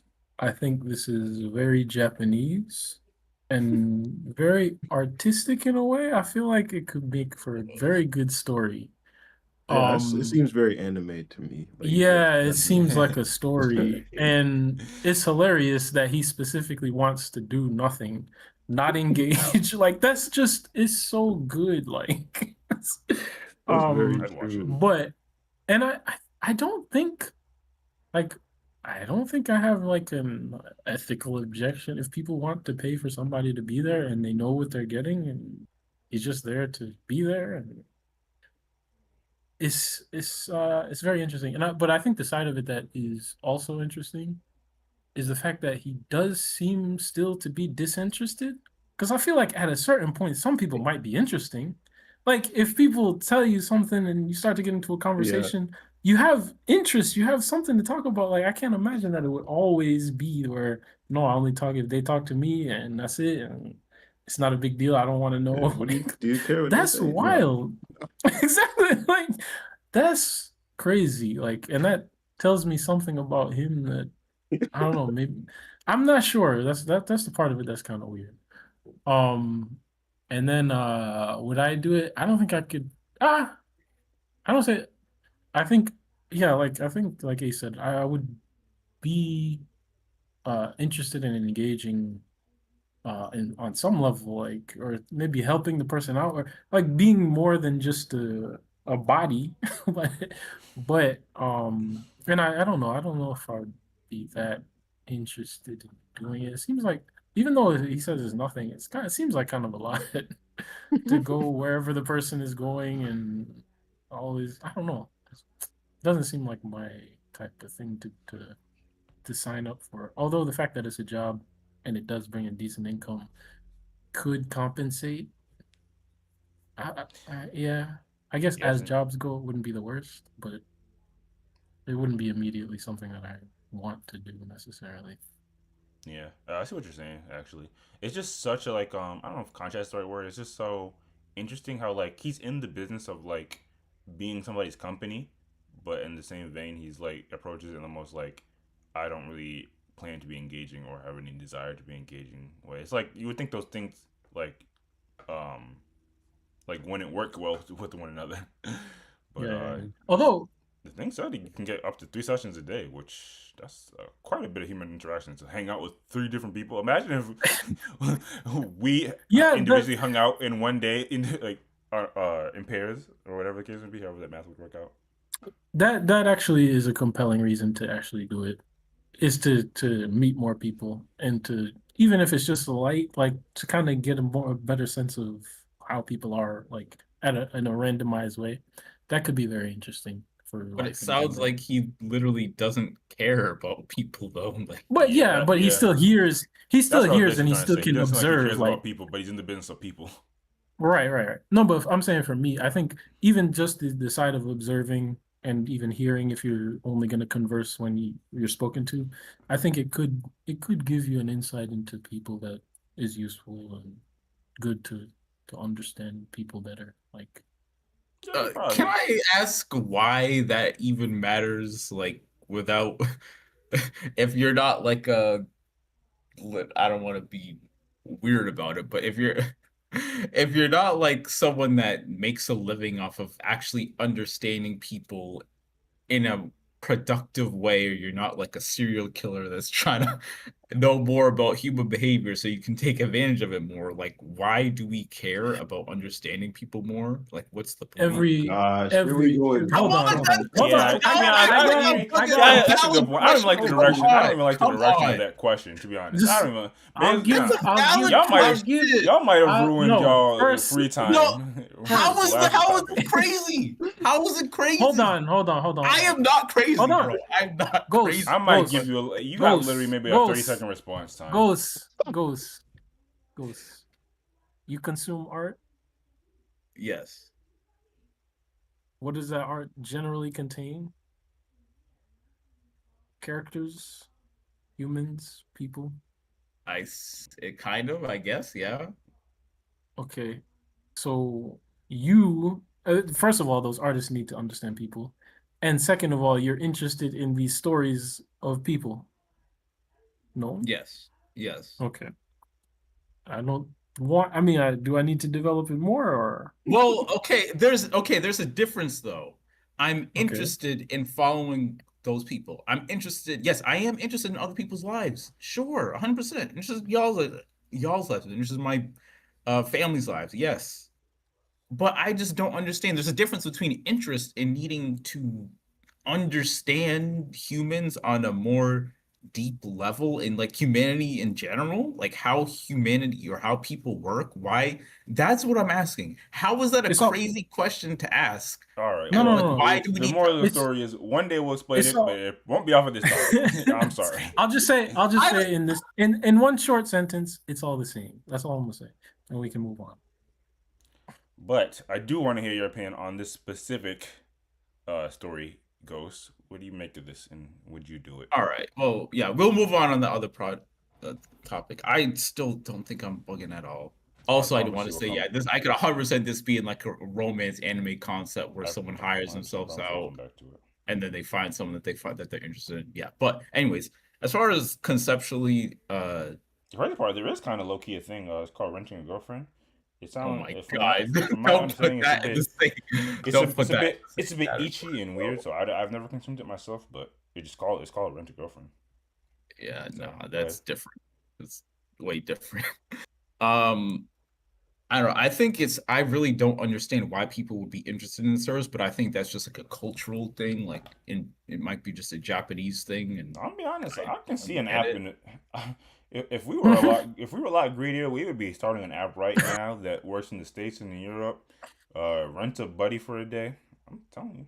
But no, that's different. No, no, like that's the whole thing. If it was like literally renting a friend, I could actually it would make sense to me. But the fact that we're renting or these people are renting with the sole express purpose of this person not being a friend, just being a presence, that's what's bizarre.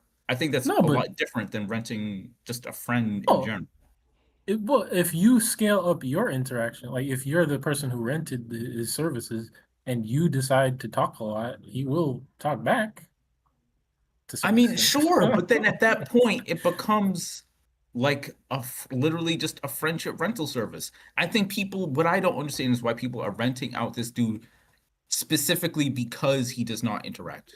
That's what I don't I don't understand. know if it's actually. Yeah, I I don't don't know know if if that's actually the anyone. case. All right, so One, I don't know maybe if that's the case that they specifically want somebody to just gonna do zero, Right. 100% zero, and also, but in the same vein, I can understand if some people just want somebody else to be with them when they go on when they do when they go True. out to eat. There might be. That's true. There might all be right. some people that just don't. All right, well, if that's the case, then what I don't understand it myself, but fine. As far as Some if I people would don't go do to this, eat alone. Some people don't go to movies alone. Like Oh, that's a great point. I don't go to movies. I don't go pretty oh much my anywhere alone. God, I don't go to movies people alone, but will people will act like they'll die if they go to movies by themselves. But yeah, maybe this is for them. Maybe okay. As maybe I'll far get as used to the I guy would, if I want to go see a theatrical release. Although I have y'all, so. oh yeah, that's Um, you. I forgot. That's so literally imagine, you. imagine like a person like me who I'm not gonna do things alone, but y'all don't exist. I don't have any homeboys. I guess I would maybe Yeah, would help a I lot of guess. people. Yeah, I I don't guess know. you would be the lion. Would you Tell. not just try to get homeboys? Like, Yeah, that's the thing. Some Actually, people I like are actually, I don't like. I don't. We're not. I'm not here to talk about myself too much. But to be honest, I don't like the term struggle. But I really like was dissuaded or like I had little incentive or motivation to like seek new companions or like associates in college because I had like Wes. Like, I, yeah, yeah. so I want. I yes, guess I if mean mine is I kind of the guess if he same. didn't, I'm trying to think in a world. If y'all don't exist, am I compelled? I think the answer is yes because I do value like brothership. So I guess I would Yeah. actually. Sorry, that was random. What were you saying, Ghost? You would do this or whatever? As far as if I would do it myself as a job, I would not. Not that I think there's anything wrong with someone doing it I as their I quote kind of unquote suspected that. profession, but I'd just be way too bored. Like I'm It's good money going to though. express. Say it again. It's good money though. You have to be interested in your work to be able to do it. Well, I guess technically you don't have to be fully interested, but I'm just thinking when I say bored, I don't just mean like I'm bored, like how I'm bored with like a 8 hour office day or something. I mean like you're booking multiple gigs a day and with the sole express purpose of not interacting with someone, just being there as a presence. going to do whatever they want to do, even if I'm bored with it myself and I have no say in like if I can leave or whatever. That's what, maybe bored isn't the right term, but that would be very unappealing to me. Like, just logistically, it's not consistent. It's not something that I can really control. It's like it's almost random. Besides the fact that I know what I'm going to be doing, it's random where I'm going to be going, who I'm going to be interacting with, and yeah, like what if this person wants to go to go walk around the mall, like, which I fucking hate to do. You're Then getting paid. I'm gonna be. I get it. Also, And don't you just appreciate, like, we live relatively busy lives and relatively hectic sometimes. Wouldn't you appreciate like just a day where like you have like zero expectations but you still get paid for it? But that's the thing. There. You say there's zero expectations. It's not true. I'm expected to go with this person, be a presence, even if I don't have to do much. Go do whatever they want. To me, that's different than saying there's zero expectations. That really does not appeal to me. And I guess again, you can say you're getting paid, it's a job, but there's a difference in my mind versus like a steady job. You go in, you know what you're going to be doing on a daily basis consistently, even if you don't love it, versus this. I think there's a distinction in my mind. That's why I would not want to do it. You know Fair what? enough. I might try to do this. Oh, here we go. Oh my god. No, because I was thinking, like, I've told you guys, I like to go to weddings, and it doesn't really matter if I Be know the somebody's people or not. plus one. Bro, I mean, that sounds yeah, like the plus worst thing one, ever. That's the worst. yeah. Even if I That's don't know so the people, I bad. like seeing people happy or I whatever. literally Like don't going to understand events. how I'll y'all's be minds honest. works. I don't You get know where it. my mind's It's going. so crazy. We do that. We hook it with some of those medic glasses and maybe a mic. Ace's Side Quest. That's a new show. I'll be down. But I'll watch it. even then, just want to note that you be doing this with like not like this dude. You'd be like actually actively trying to make friends and be friendly. But Yeah. Nah, yes, you could actually try to Not make not if you lifelong friends. not if you Yeah, I'm market it. not saying no. I'm not saying it would be that. Not if you more market so. it Like as I'm not acquaintances. talking. Oh, you mean Or talk? I'm not talking unless you talk. I'm not here to like. I'm not here to win anybody over. I'm just here to literally be on your shoulder, dance, and eat some wedding food. No, I wouldn't do it like that per se. But That's what I'm I would saying. I would like it would be a natural thing. Like I wouldn't necessarily push for like a friendship or anything like that. But at the same time, I would certainly try to be engaging and just see, let things develop naturally. With not just the person um that I'm plus oneing or whatever, but just with the whole, all the people at the event in general. Like just try to be an actual human. That's also hilarious because like if people ask like why you're there or who you're with, you just say, yeah, I'm with them, and then they say, yeah, I'm with him. It's like no explanation. Like, Yeah, What's his yeah. name, by the way? Oh, I mean, that's Well, definitely know the really, name, 'cause really, if part of the you contract. can pretty much already do that with like most weddings where true, people don't know, like most people don't know everybody at the true, true, wedding. true. You just be like, yeah, I'm Unfortunately, blah blah. I'm gonna try to what's break the clip of that that cycle. dude who went to the I'm gonna cookout and was break that complaining cycle. about the food, and then someone asked like, Oh, "Hey, who you yeah, yeah. No cheese. with?" that that was hilarious. But yeah, the moral of the story is I don't know if there's a moral of the story. You know what's one moral? I think we often forget that loneliness makes people do incredibly out of the norm things. So that's why I'm not too blown away by this. Um, Also, there is a career path for everybody. I don't necessarily like invoking that because that is kind of just wishy washy. But you can do anything. And yeah, I don't know if there's too much else to glean from this, but salute to this brother out here making a hustle out of damn near nothing. Yeah, if there's nothing else, we can move on to the next.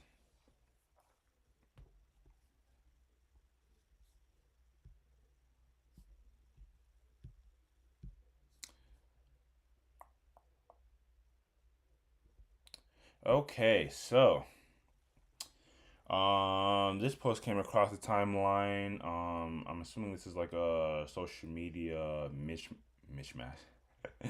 Matchmaker influencer.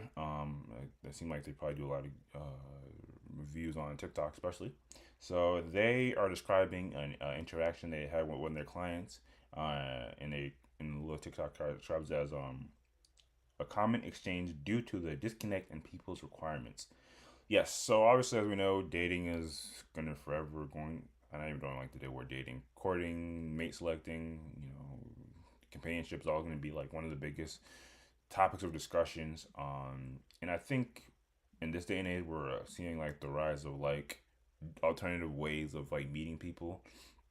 Obviously, if you just look at data, people are meeting online more, as opposed to like via family or school or work or whatever the case may be.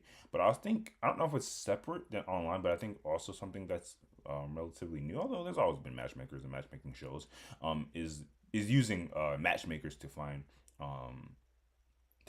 partners. Um, and I've heard I don't. This is also I don't want to go into a whole different tangent, but this is also a business where like I'm kind of surprised when I hear the numbers that some of these matchmakers can make. From what I understand, sometimes they make a lot of money because they work with their clientele is like people that are like rich and wealthy. They just don't necessarily have time to go through the minutia of finding somebody and all that. So they just kind of, let me hire a matchmaker. This matchmaker already has a pool of viable candidates, and they'll do the work. So it's probably for an audience like that, from what I understand.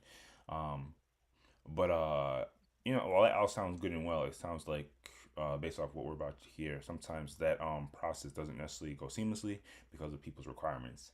And yeah, I'm curious to know what y'all think of the interaction this person expresses. Let's play it.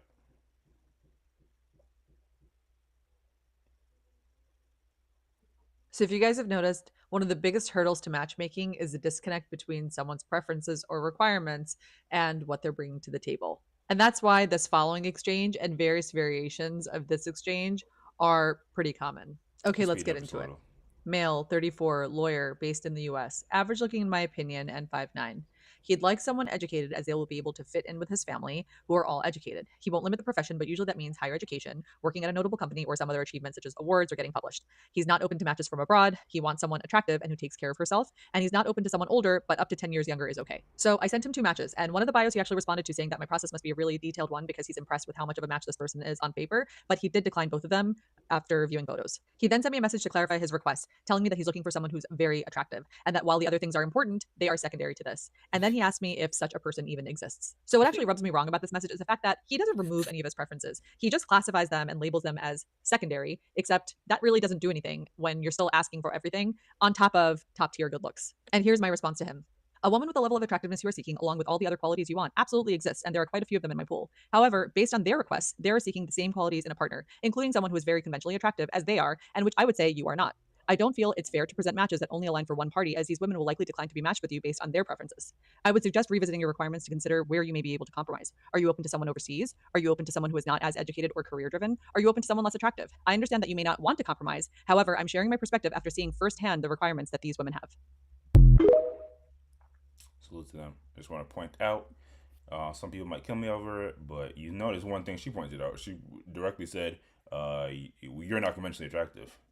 I have no problem with pointing out people their attractive level. I know we're kind of in an era where people are talking about looks maxing a bit too much, but yeah, there's nothing wrong with pointing, especially if it's a part of the conversation. Anyway, so yeah, you have this story that this person spoke about a guy that's looking for love, and he listed out his requirements. But when he got some viable options, he turned them down. Damn, because of the looks apparently. And I mean, this is one of those things that could spawn a million different conversations. I'm sure the Twitter comments went wild. It'd be super interesting to know what this guy's profile looks like. But on a base level, I think I think what comes to mind is like, what are people's like preferences, and like what do you guys think of the kind of the value that people place certain things? Um, Obviously, it's one of those things where like we don't want to get too much into some of the conversation about intersexual dynamics, but obviously, as we know, men are going to have a higher vested interest in looks and beauty, and then females are going to typically look more for like um, someone that can take care, provide, protect, things of that nature, which is all good and standard, and we have no problem with that. I guess it just comes. I guess like kind of like this post is like talking about like, one, y'all think people are a bit delusional where they kind of put these things, and to be honest, one word that kind of resonates with what this one will talk about, like, do you guys think people should be more willing to compromise for what they're looking for in relationships in order to find like actually sustainable relationship? Because I think that's one of the back and forth people have a lot about relationships as well. Like some people will be like, I'm not compromising on anything. Like I should be able to get what I'm looking for. And I think there's a lot of value in that, because if you live a life in which you kind of go and think I'm going to compromise, then you might fall short in a lot of regards. But then again, is that really a viable pathway when we're talking about other people in relationships and love, whatever you want to assign to that? Yeah, what do y'all think? We'll start with you, Wes. What do you make of this, and what do you kind of think of all that in regards to what this matchmaker we're talking about? I think that this is, I mean, obviously it's a trend, or yeah, something that you see a lot. Especially recently, I think people are impractical, and yes, compromise needs to be had. I don't actually, well, I was gonna say I don't actually know why that's the case, that is so prevalent, but I think it's just the um the age of social media and Instagram and What's prevalent? people, why people are so, why people's image of what they want is so disparate from what they can actually get. Oh yeah, that's like 100% social I media guess in the internet in it's general. We have more yeah, access yeah, it to has to what be. exists in the world. But but I think people, you know what? I think yes, people need to compromise and all this, but I think they need some good hard data as well. And that's what somebody like Kevin Samuels did pretty well, Here we go. which was to just show no, we won't get into that. But the fact that he would pull out certain statistics about, okay, if you want somebody who's over 6 feet, what percentage of men are over 6 feet in the US, whatever, or whatever you are. And you see that these percentages are very low. So your actual chances of finding the person you want with all the criteria put together are so slim that it's kind of ridiculous for you to have that as a criteria, especially when you yourself are over a certain age or under a certain attractiveness level. Although at the same time, statistics didn't necessarily help some of those people because they were still kind of delusional. You know what's crazy? But I was just about to ask. Obviously, in general, with things that are rare, people aren't going to come by them. So, like you said, the person that wants the guy that's 6 feet, well, since there's kind of less of that, then people aren't going to get it. I wonder what's the data on people that upon hearing the data and really consuming it, and maybe it took a little time, but after they digest it and believe it, how many people have changed the requirements? I mean, I think anybody who's successful in finding a partner at that point has to change the requirement. Like, all right, or you're the 0.001% chance that you found the person, whatever. Like, maybe, but in general, I think everybody has to get to a point where either they realize, oh, I'm never gonna find anybody, or they realize I'm gonna change my criteria. Like, it just has to happen. And if not, or I think the thing that you want is for that to happen at a more reasonable time by maybe making information like this more public, maybe talking about it more. I don't know, but like it is jarring to see that so many people have these standards that just literally don't make mathematical sense, and they should stop thinking like children, to be honest, in a fairy book kind of way or a fairy tale kind of way, and thinking that even though the percentages are slim to none, I'm going to be the one that finds that person. Like, it's just so unrealistic. But No, I yeah, agree. I tend to agree, and you got to show people this information from when they're young, to be honest, because yeah, yeah. not to get not to be in any way age shaming or ageist, but if you're pushing 40 and you're just finding out some of these things and you're on a live talking to a Kevin Samuels or Kevin Samuels type, or you're on a Pop the Balloon show and you're realizing why your balloon's getting popped, it looks a little sad when you're a little older. So it'd be really good to learn some of this when you're younger. And sometimes you just gotta let people talk. Like on these shows, like somebody like Kendra or whoever it is, they just let the people say what they want. They Oh yeah, look Kendra, at the yeah, camera she and actually does. You know what's and you crazy? understand. She actually really does a great job at the matchmaking type of thing. Not to mention them.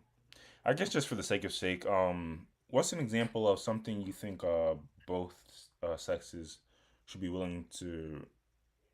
It kind of sucks, but compromise or concede on when finding a partner. That's. I mean, anything that's not able to be controlled as easily, you should be a little bit more flexible with, like Well, height, in like 2026, looks. you can change that. True, but these are complicated things to change. And I mean, I guess if there's people who are 100% okay with all kind of surgical procedures and stuff like this, but things like this, I think you should be more flexible on anything that, like I said, is generally a part Okay, so of the you're person. saying women should come down in height a bit. And what do you think? What do you say for guys? I mean, I think it's looks. I mean, first of all, I think, yeah, I would just say, yeah, I have to say looks because men usually hold looks as their highest criteria, or these type of men that we're That's a talking hard about who sell are for a lot of guys, struggling. you know. Yeah, no, which makes sense, but also, no, I feel like in the past people were less concerned about like educational attainment and accomplishments in the workplace. If you're too big on that as a guy, I feel like that's a bit strange. Facts. So men being, We were talking about that since a while ago. yeah, Women's yeah, yeah. education. Anyway, what about you, Ghost? What do you think of this conversation about like the quote unquote delusions of people? Do you think people's preferences are a little out of whack with where they should be? And what do you think are examples of some things that guys and girls should maybe come down Um, yeah, I think in general, everyone, men and women, are somewhat delusional in their standards. And I also don't think there's not anything wrong with that initially. Like, I don't think there's anything wrong with having high standards, maybe, than you statistically and objectively deserve or warrant. But, Doesn't like, that if you create do, doesn't that create a space where you're kind of skewed and like your results though?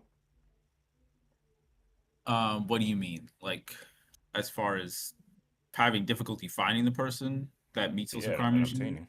Well, yeah, I think again, having a high bar, there's nothing wrong with that. But if, like you said, if you're not finding anyone that meets that high of a bar, then you need to revisit what your standards are. Like, I look at it, well, it's not a perfect one to one, but like if you're haggling with somebody and you drastically, or you're trying to sell, let's say you're trying to sell something and you drastically overprice it, there's nothing wrong with overpricing it, because if someone happens to like want to pay that, then that's great. And this is not the best equivalency to equate a marriage to buying something, but just kind of just very surface level. But if no one's buying it, then you realize, yeah, I got to lower my asking price here. So I don't think there's anything wrong with that. Again, with a little self delusion and a little shooting high. But if again you're not finding anyone that meets those standards, and you need to look at why that is. Like, maybe you ain't look as good as you really think, or you have some flaws that you're not really willing to acknowledge, but they're definitely there. I think that's what you have to do, some self reflection. I think it's a tough thing for everyone to do in general, just because most people have probably a bit inflated opinion of themselves, which again, there's nothing wrong with that. But you can't you can't be like you can't be looking for a supermodel who's a millionaire and also will take care of everything around the house for you and does this and that, and then you're up and coming and trying to start a business, but it's not taking off well and you're out of Jeez. shape and stuff like Broke boy. this. So, I gotta step away real quick, but I'll be back in a few. Yep, that's It should be quick. Right. You're good. Go keep rolling. but yeah, that's kind of my general take on this. And unfortunately, a lot of people have the first part down pat when they'll set their standards, but the second part where they need to actually adjust those standards to a realistic place. That's where they have the trouble with it, and that's where what she's talking about sounds like she's very honest with her clients on some of the things that they think that they possess, but they don't actually have. I think that's very important to have an objective person to not just tell you, oh no, you're a 10 and someone's just everyone else is delusional and they don't know what they're missing. Not to say that you should have someone in your corner that's hating on you, but I think it is important to have someone that can objectively say like, no, you're not the prime prospect because of X, Y, and Z, which is where not to get on the Kevin Samuels stand train, but I mean that is something that he did to well-known effect. And then as far as something that I think men and women should be more willing to compromise on when looking for a relationship, I'd say is like not being dead set on finding someone who's a finished product and that being willing to grow with a person as they change or try to improve themselves, because yeah, someone could be overweight, for example, but they're trying to exercise more and get in better shape. It's just not, the results aren't showing themselves. Or someone is broke, but they're going to school or something and they graduate, they have a career path lined up for them, even if it's not tangible yet. I think it's just being more willing to acknowledge that people that are working towards something haven't necessarily achieved it, but it's the intent behind it that's really more important. Yeah. Or just as important as the result itself. That makes a lot of sense. And it's something I talked about before. The only thing is, I don't know if some people like to hear it, but for that reason, that's why I am more recommending that people try to find their partner in life earlier on, because when we're kind of younger, we're more willing to engage with people that aren't that finished product, opposed to the older we get. You need. I'm not saying you're looking for a finished product, but your patience it ran a little thinner. So yeah. That makes sense. And then what about you, Ace? What do you think of the conversations about people's standards? You think people are a bit too? You think people are a bit too delusional? You think people should shoot as high as they can? And what do you think is an example of something that both parties should come down on a little bit, or willing to come down on a bit? Yeah. I don't know. I don't think I disagree with the majority of what Ghost or West said, if anything at all. I think people clearly are too delusional based on what this matchmaker has said, based on the examples we've already discussed. What do you mean? That guy just wanted a big, beautiful, educated. What else did they say? Good family orientation. Sound like they got a little money. Yeah, and up to 10 years younger, no older. Like, yeah, delusional. Pop the Balloon is my primary example of seeing just the delusion. It's like the perfect candidate, except something dumb, like his the clothes look, they don't like the clothes that they're wearing on that particular day for that particular show. It's like just silly. Um, so yeah, definitely delusion. I agree about, the source being just the world we live in now, the internet, and how that affects people's ideas of like what they can get based on what they see, which is um which is a sliver, or maybe not well, yeah, like the the prime examples of the, people highly attractive, um and with a, you know good career or whatever, like you're seeing a sliver of the actual population and thinking that's the whole, and that's your dating pool. um and it's really not the case. um and yeah, as far as things people can come down on, the first thing, I mean, immediately after you said that, my thoughts were height with women and looks with dudes, like maybe looks and weight. I'm But telling you, man, that looks is a hard sell. It's you can't convince a guy to want a mid. Sorry, mid is not bad. Lower than mid woman. I mean, Well, I you say guess in a that. way, but I don't know. I, I don't. It's just like, what what do you really want? Like, do you want a partner or You want a somebody that you baddie? can grow with? Like, then you don't really want a partner. Like, What it's do you kind of, it's mean? to me, it kind of gets to like it's one or the other type thing. Like, if you're You actually can't have after a partner that's a baddie. no, if that's one of your main goals, then your your your goal is not really to have a wife. Like, What? if you really want No, a no, wife. Yeah. okay.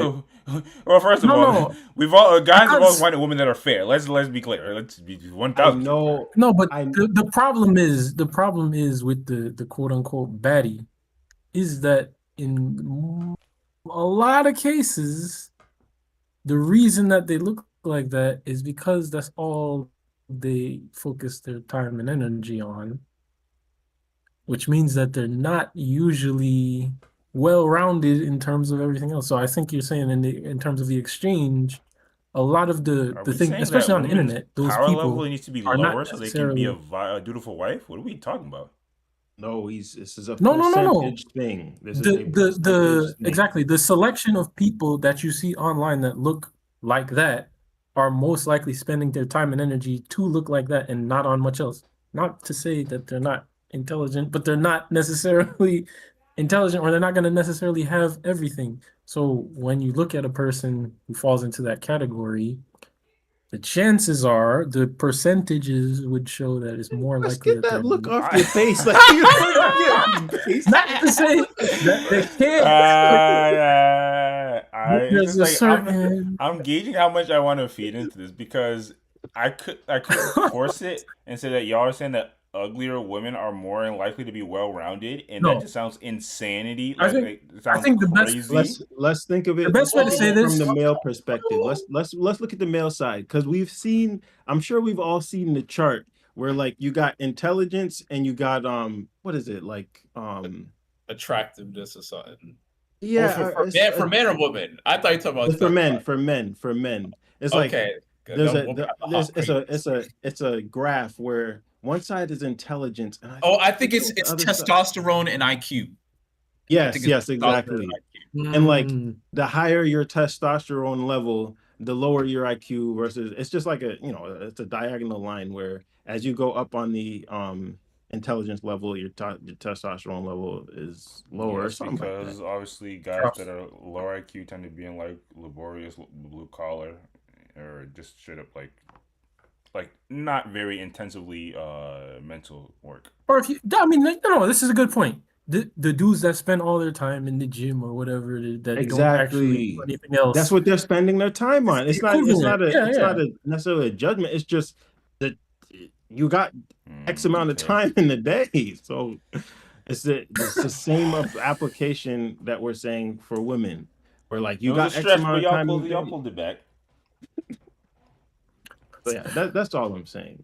So now, when we pull it back to the conversation, like, yes, I think if that's one of your primary concerns, is looks, then you're really not focused on what you should be focused on in terms of, if you want a wife, somebody that's gonna be with you for the long haul, your primary goal should not be looks. It should be a partner, or one that you truly connect with, and that you can, and that has the qualities of, like, if you want children, has the qualities of a mother. You can see her having those nurturing qualities, whether it's with other children or nieces, nephews, things like this. Somebody that can, I mean, it doesn't even have to be like a homemaker per se. It can still be, I mean, most situations now, you gotta be a two job or two income household, but still, like, somebody that has the qualities of being able to be a nurse, being able to be a wife, being able to be a support, like, all of those things are going to drop looks way down on your They priority. don't Not to have say to, you just to be don't have clear, to. but they tend to, maybe. On your priority list, Yeah, the looks should exactly. go down versus those other things. Yes, not to say it's Not not to going to say that they influence it can't at all, have. but yeah, but, like, come on. Like, if you find somebody that meets all of those criteria and, like, everything, and the looks aren't really there for you, Not really there. to Aren't me, the quote unquote 10 that you have in your mind. I feel like yes. men also need to recondition their mind, because some of these dudes, what they're looking for is ridiculous. Like, it's not even I mean, it's not even beauty standards and conventional, like, attractive standards have been relatively consistent. all right, I'm gonna speak frankly. It's not real. Like, What's not real? in terms of, it's surgery face. Like, there's so many women whose faces, like, they get the surgery and they look like the same woman. Like, it's like there's a trend, and so Most fine, people, it's possible. most people haven't received surgery though. No, I'm not to say that, but I'm saying what social media portrays, and the people on TV and whatever, on all these reality shows and stuff like this, most of them have, and that kind of twists the perception too, where now people are saying that's a 10, or I mean, I guess there are people that say that's a 10. And if that's the case, then you're already filtering down into a box of people who've done work to look like what they want to look like, when what they want to look like is just every other social media influencer. I will say, girl. obviously, with social media, if we're talking about social media specifically, obviously we know there's just abundance of, like, filtering and not really getting Yeah, or even version, filters. authentic Exactly. version of a person. So there's some truth in that. I wouldn't say, like, there's a lot of surgery going around per se. I'm talking reality No, TV, Wes and isn't, not to yeah, Wes disparage isn't what I'm saying it's what the happening in surgery real itself. life. It's altering Yeah, but people's guys aren't perception of watching what reality is it. TV though. Well, guys are looking at What? actors and actresses though. Yeah. Guys looking at IG baddies. You think there's no surgery going on there? It's not most of it. Most people can't. I don't know. Most people I don't either know about afford that. or just will have gone through surgery. I'm just saying. Well, I don't I know think about that. what you're saying is valid, Wes, but at the same time, we can talk about beauty standards changing, being set by social media and TV and all this, but, like, on a base human level, you can walk outside and you can show someone that has had no human contact ever and has never picked up a phone in their lives from some remote Amazon jungle, and you show them a good looking woman and they'll know who's good looking versus I don't know that that's true. No. I don't. Yeah, I don't know that that's That's true. my No, point. first, I don't know. Again, I don't know. It's no, true no, that you that- have it's not that- true. you have First of all, literal you have literal it's not babies true. that biologically Nah, attractive. It's that is not no true. that's you It's have not literal true. I don't think that's babies true. that can know children and It's babies not that can know if true. someone's good looking. It's Nah. not true. Nah. It's not It true. is. First of It all, I have is. an Based example. on the culture that you are I have raised in. I have an 100%. immediate example. I have an Marginally, Wes, immediate. please, We're Wes, talking, please. we're talking about the consensus of what a male will find attractive. I have It's an immediate consistent across the example. globe. The in a lot of African countries, what men search for in terms of weight range is definitely different from the States. 100%. Like I can say that with 100% confidence. Yes. There's And especially these West are the African, examples like of the depending on what culture in country. certain countries, but we're talking about And it's globally. no. What do you mean globally? That's a specific. Why is there a global standard? no, it's because of the internet. It's because of the standardization that has happened. No, you guys. I think you guys are like kind of missing. I get what you're saying. There is different substandards, but at the end of the day, like on a basic biological human level, when we look at attractiveness, it's a lot of the time based on your ability to rear a child and have good offspring. Like just biologically, like women will like, that's why kind of like why women like big muscles, why men like women with wide hips and all that, like biologically, and extrapolating that out to looks. You can, like I said, you guys are pushing back and saying that was wrong, but you can show someone from any era of history. Well, I don't want to say that because if we're talking when you say this, these aren't even consistent my brain across immediately time. disagrees. They're not even consistent across time. It's But not like even in the consistent US. across Okay, ethnicities. Like what are we no, talking Ace, you're saying no. Ace, you say you disagree. How is there? The examples that you bring up are the outliers. By and large, We're talking about millions of people. By and large, the attractive qualities are that a guy, average guy, going to be attractive are they're consistent. Okay, so if you guys are saying there's millions of people and the beauty standards are so varying and so changing, why are there these women and men that are looked at globally by different men and because we men are in and a global society. There has been a there's been a ubiquity in terms but that's of what but that's why that is not standards because of even back in the day let me ask a question. Let me ask a question. I think that's true. That's not even true. What era was it not? Literally in the Bible, you have examples of women that are said to be fair and said to be good looking and attractive in the Bible, in their culture. You don't even know what they look like. So you're saying because the Bible says it, that every culture would agree that this woman from the Israelite, this Israelite woman. I'm not saying because the Bible said it. I'm saying it's stated as somewhat. Yes, because the people who were going to look at her in that time and in that culture would have agreed.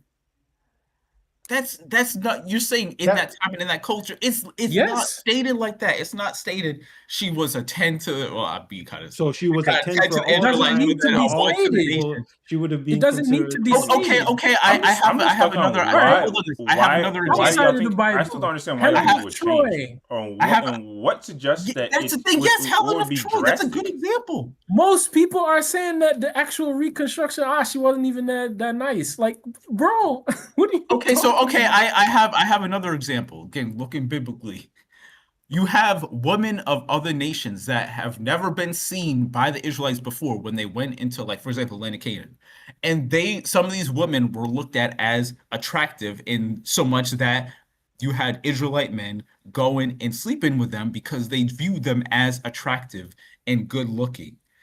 If the beauty standards were so different, then why were these women considered attractive? If there was no ubiquitous global beauty standard, why are you looking at women from completely separate cultures that you've never seen before and still saying that they're attractive, and it's considered attractive between multiple different variations of cultures? This is not a good argument. How is it not? You can't rebut it. I'm surprised we even got. First of all, we don't know. Shocked we even got. I think it just boils down to I don't understand why you guys think that there was a point in time where there was a drastic difference in what the perception of an attractive woman would be. Look at medieval paintings. Like, first of all, you said that, Ghost. You said that, but we don't even know the selection of women that they were going after, or when you look at medieval paintings, the body type is still going to be relatively same. Obviously, their face may not have been most attractive to us, maybe, but it's crazy. A lot of those women would still be conventionally attractive today. It's not. The body type was not the same. You got pudgy looking, like not even just like the body type wide was hips. No, they were they were literally pudgy. Like it's not the Hold same. on. And You're talking You about in the don't pudgy. 90s, You they recognize were say What? that? pudgy. I say No, no, pudgy. no, I don't want to get into like bringing up no. examples, but like, what are we talking about? Like, maybe we have to bring up something because what are we talking about pudgy? oh my All No, you God. have to Let me do, no, let me no let me one's saying that. all Like, you Yeah, have to I'm no gonna one, need an no one's saying example that here. men like a paper thin woman, but they won't be like, they won't look like the woman that Wes was just dude, talking about. hold on, hold on, They won't hold be on the on. opposite end of the spectrum. Look. Do you agree with the standards that they have for models in the US? Do you feel like that represents the most attractive women? Also, are you But aware that that standard has changed over time? no, If I think that's modeling, hold To the on, second if to the second modeling is question, not a yes. representation, if modeling is not a representation of what a culture, a country values in terms of, especially women, what can be? And it's if that has not. It's changed not. drastically, fairly drastically, It's if that has not. changed, it's not. Purely attractive. No. A lot of times modeling is not based off of just what's good looking or attractive. It's based off a lot of factors like what do the models look good modeling clothing? Do they have an exotic look about them, like the high cheekbones and all that jawline? That does not always equate a one-to-one in what a culture views as being attractive or a 10 out of 10. Absolutely not. Okay, I'm I kind of would blown away disagree. how this went down this pathway. I Again, don't I like would remember how we disagree, got here and anymore. like I you I have you have a fair point, What I'm but was I the would not. topic disagree in again? that I'm not. in Just to that be clear, I'm not saying that these things haven't changed over time, and there are some marginal changes. Like obviously, like even kind of the way people have started to dress and like the type of makeups that have been applied and things that they have put more emphasis on. Like that, there's been some marginal change, but by and large, over time, over throughout history, there's just nothing that suggests it has changed. It's always been relatively nice figure. Not too much blemishes like long hair, like these things, just I mean, nothing I don't suggests. even understand how you say that when even in the 90s, like the 90s compared today, a skinny, like super skinny woman, no waist, like women back then, if you said they had like a large waist or whatever, it was it was an they insult. deemed themselves as ugly. Like I mean that the figure they would deem that as ugly versus now that's exactly what people are interested in. I think just that It small was it was example still it shows was that the it was ideals still have changed. it was still hourglass, and I I think wouldn't and I I wouldn't wouldn't deem even say it was like the our I wouldn't deem the it was they called it heroin chic. Like it was no figure.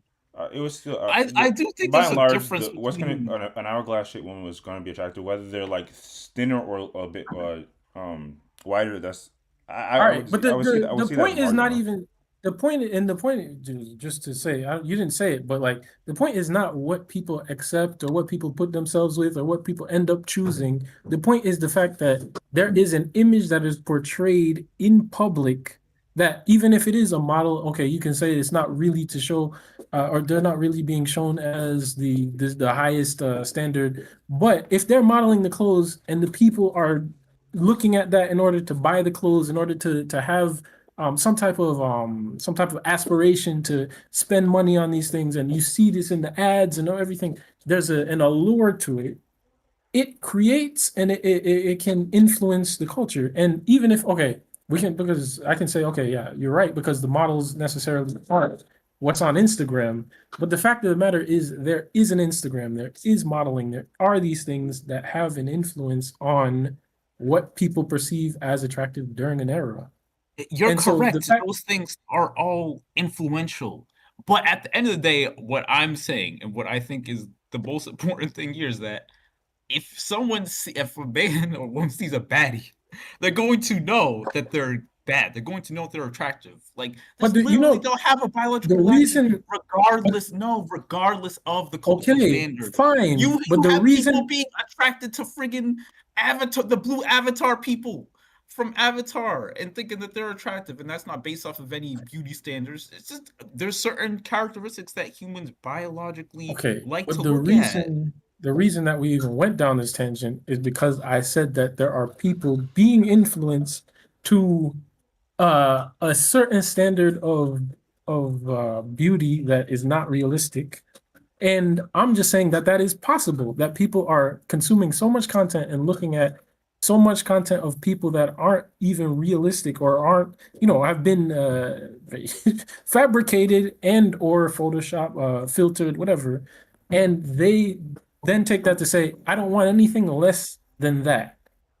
And I'm saying that is detrimental because you're not necessarily going to find that, especially if it's filtered to the point where it never even existed. It never could have existed. Yes, we agree with that. Is going to hurt your. Yes, that's your all perception. valid. If that's the way you present That's it why before, that's then I don't see where I there's was how to be going an with my argument. statement. I feel like you said it Don't different make the it first seem time. like you always had the point that we all were on the same page. No, Yeah, that's I why think we went on the obviously tangent. I we think went you down said to- it obviously different we the went down first this time point. because I would have had no arguments if that's how you phrased it initially. I'm not even saying you didn't say. I'm just trying to. There were other things in the conversation that led to.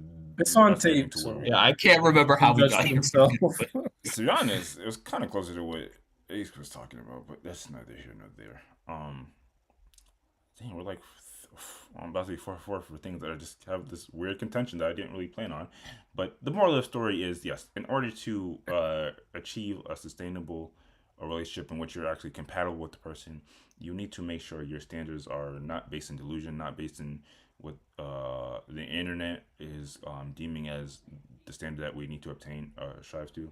It really does boil down to a decent level of self-reflection of like what makes sense for your lifestyle, what makes sense for your level to be for attraction. And it kind of sucks because I think we didn't loosely mention it. Like there is value in like shooting high, but understanding that reality needs to also exist in your requirements or the standards in general. Yeah, that was one thing I missed. That Ghost said it, and I agree with completely. You can have the super high standard as long as you know that you just may never achieve it, and if you're okay with that, you're good. Like if you're okay, And that with kind of it, leads into my the things I think that men and women gotta concede on a bit. For man, I'm kind of slipping. For women, actually no. For men, this kind of nuance. Maybe I'm just tweaking. I think one thing that you're gonna have to come to terms with is that, and this is kind of leading to a whole different tangent. So I don't want to keep it super concise. But your significant other, if they're a woman, they might fall into the world of gossip. Like I know it's kind of sucky, but I don't know. I've been thinking about the concept of gossipers lately, and they might gossip a bit. And for women, it kind of sucks. It's one of the other. I feel more inclined to bring it up because we're saying that men gotta come down. Y'all are saying that men gotta come down on looks. Women gotta come down on a guy's earning, like what the money a guy's gonna bring in. I think specifically for this day and age, where like it seems like it's just continually delving into a world in which like people are just getting by. So if you bump into a guy that can take care of those baseline requirements of like shelter, food, make sure you have a little money in the bank, maybe an outing or a trip here and there, but obviously nothing too extravagant. I think that's where you gotta. Oh yeah. You gotta be realistic on like what you actually need to. It really does suck saying what you need to survive instead of like what you need to have like the most glamorous lifestyle. Yeah, the Sorry, expectation, real. luxury goods, and. I was going to say real quick on the first point of the gossip. I think I might have missed it. Could you just say that again? You were saying that you think men should like be more willing to get women that do gossip? Yeah. Huh. Interesting. Okay. Obviously, within everything within moderation. Because if obviously they're spending all day doing that, then obviously that gotta get cut. But anyway, yeah, obviously it's a continuing conversation. So this won't be the last time we bump into a conversation about dating or I guess beauty standards. Interesting. But if there's nothing else for this particular moment, we can move on.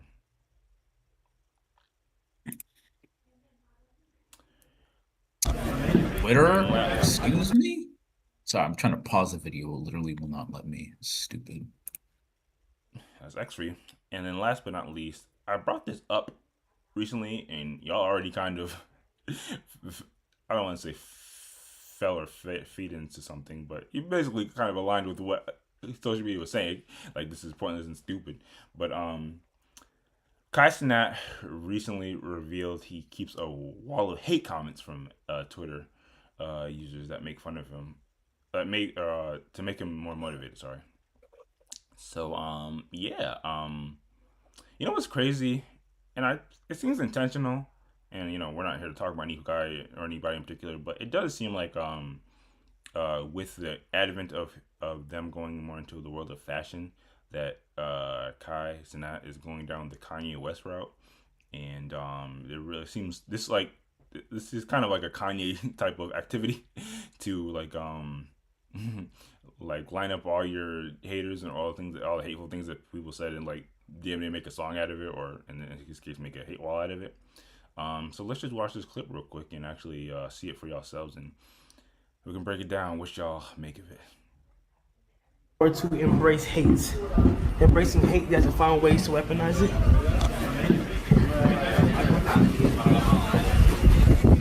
And I used to struggle with like caring about what people thought. So I got a hate wall of all the hate that I received to motivate me even more. Embrace my flaws and find ways,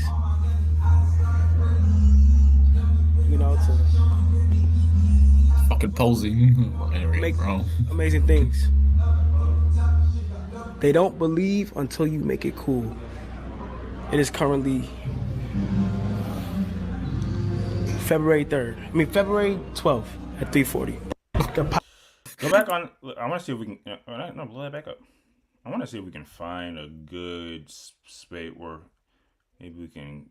There were some screenshots on Twitter. People zoom in. I don't think this quality is good enough. Although I'm gonna add to the hate wall here. Uh-oh. Why the hell is he using, like, look at the tape on this, bro? Like, we can't use the friggin' double-sided tape or make it look a little neater, or this is petty, but like, come on, look at the presentation here. This looks like shit. Like, none of the tape sizes are uniform. Like, isn't he going into fashion and art and shit? You think the hate wall needs to be a bit more corners artistic? Yes, more clean cut? exactly. Look at the corners here. Like, it's all folding up. Like, I don't think that's the purpose of it, but I'm glad to know that's how you view it. All right, well, he got it up where everyone can see it on purpose. So, all right, I'm just he's another comment for the Also, hate wall. he printed it in dark mode. That's kind of wasteful. That's what Someone said that he wasted all that ink. Someone said that printer was hurting after all this. Yeah. Which y'all think about things too much, because I did Eurostep past that because I use everything in dark mode, but I guess I'm not printing out stuff. No. Hey, man. Literally, you see, oh wait, this is gonna be how much? Nah, let me switch this over real quick. For real though, kind of scroll back a bit. I'm sure we can catch a good screen. Look at this. Look at this shit. Y'all throw something. Make. Yeah, I can't read that. What you yourself wearing is. All right, let's see if we. Hey, this quality is not good enough. Yeah, God, especially over Discord. The moral of the story is a lot of the comments were directed at his adventure into fashion, and kind of like you know, comments to the effect of like, nah, we're not really feeling what you're trying to put out, or you know, people switch up and go into a different career path and it's trash and things like that. Anyway, the actual comments aren't necessarily the most important factor. The moral of the story is he's describing his he put out the comments that he's been getting as towards him that are negative. Anyway, so I briefly mentioned this to y'all to see what y'all think, and it seemed like y'all kind of fell into some of the comments, but maybe I had to change the pace, especially after kind of looking at the clip. But yeah, in general, what do y'all think of the hate wall? Do y'all think that they deserves as much hate as it's been getting, or do y'all kind of understand and maybe even agree with the sentiment of like, hate is actually a pretty good motivator? Um, what do you think of that? We'll start with you, Ace. What do you make of this whole production? You can hear me, right? Yeah. Okay. Yeah, so I mean, first off, I understand the hate wall and in general, people being motivated by their haters. This is something that is a common refrain, especially in rap, like people talking about how their haters got them to where they are, or even sports like basketball. Like, I feel like I've heard this a lot, so it's not it's not unfamiliar by any stretch of the imagination. Putting the comments on a wall, sure, maybe that's something that most people don't go as far as to do, but just in general, the concept is um not unfamiliar at all. Um I can understand why people would get in a tizzy about him actually showing the a hate wall though. It's a because it's just naturally gonna come off either as performative to people or as or the people who are hating are just gonna hate more. So But don't of you think the course. concept that you just described is a fairly common and understood concept that people get motivation from hate? So that's why I was kind of taken aback because if people understand that, like you said, it's in it's almost every rapper's backstory of like they hated on me, like they thought I wasn't gonna make it, and then I made it. So why would people then turn around and be like, "Oh, this is corny," or "Why is he doing this?" or like he's lame? It's probably also the fact that it's because it's him, it has to do with him trying to switch into another lane. I feel like if he did this and it was referring to like him being a streamer and he was saying, I received all this hate as I was trying to come up as a streamer and that's what motivated me to get to where I am today. I highly doubt the response would be the same. But I think it's because people are seeing him trying to switch into something else and maybe seeing it as like a way to sell something like, um kind of quote unquote being used as a grift. Maybe that's also giving a lot of the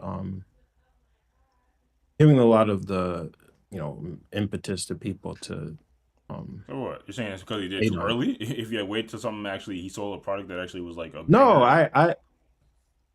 or yeah, maybe that's partially what I'm saying, but also just the fact that he's trying to go into something different where it's selling something to people. I think just in general, people are not going to be as receptive to it I mean, as him just being everything a put out streamer. in the world of art, entertainment, or I clothing, agree. you're I selling something. agree. I agree. Or even with streaming, like at the end of the day, it's ads, it's whatever, but people's perception of it is going to it's just it's negative. Like No, I wonder I'm if not saying that's. I'm the person who has the negative perception. It's people. I just wonder if that's true because I mean, everything's like a person's first attempt at it at one. Like it was a point in time where he started streaming, and probably people were a bit apprehensive to get on board with that, but they did. The crazy part is, and again, it's so analogous to Kanye because like, okay, he's a great producer and he wants to rap. So what's the problem? Wait. He's a great producer and he wants to rap. The people hating on Kanye, I think we're hating on him He wants to rap. because just because you think it's just because he wanted to rap? Well, I'm saying what you're saying because he's trying something new and people are gonna always gonna be apprehensive of it. And while I'm not necessarily, I that's true. Like we evolve over time, and we learn over time. We understand that like, okay, well, this is just we've seen the story before. And again, the fact that you also acknowledge that like, okay, well, people use hate as motivators. Like, why do we basically why are we even Okay, at a so part where we're hating on people? why are people still doing the same thing is Yeah, essentially what why you're are we saying. kind of It's falling not into with like the Kanye, same what thing? it's because it's new people. It's a new generation. some of these people aren't new. Some people that were hating on him are his peers, his older folks. Dog, you're listing a very hate. outlier example in that Kanye, for all his faults, is a literal musical genius. There have been a ton of the people reason that why have it's now tried Kanye new because things. then Can I finish my point, please? No, mind. I was just gonna say the reason why it's now is because then he went into fashion, and people rock with it. People love the shoes, the clothes. It's not just music. That's a great point. Go ahead, Carlos.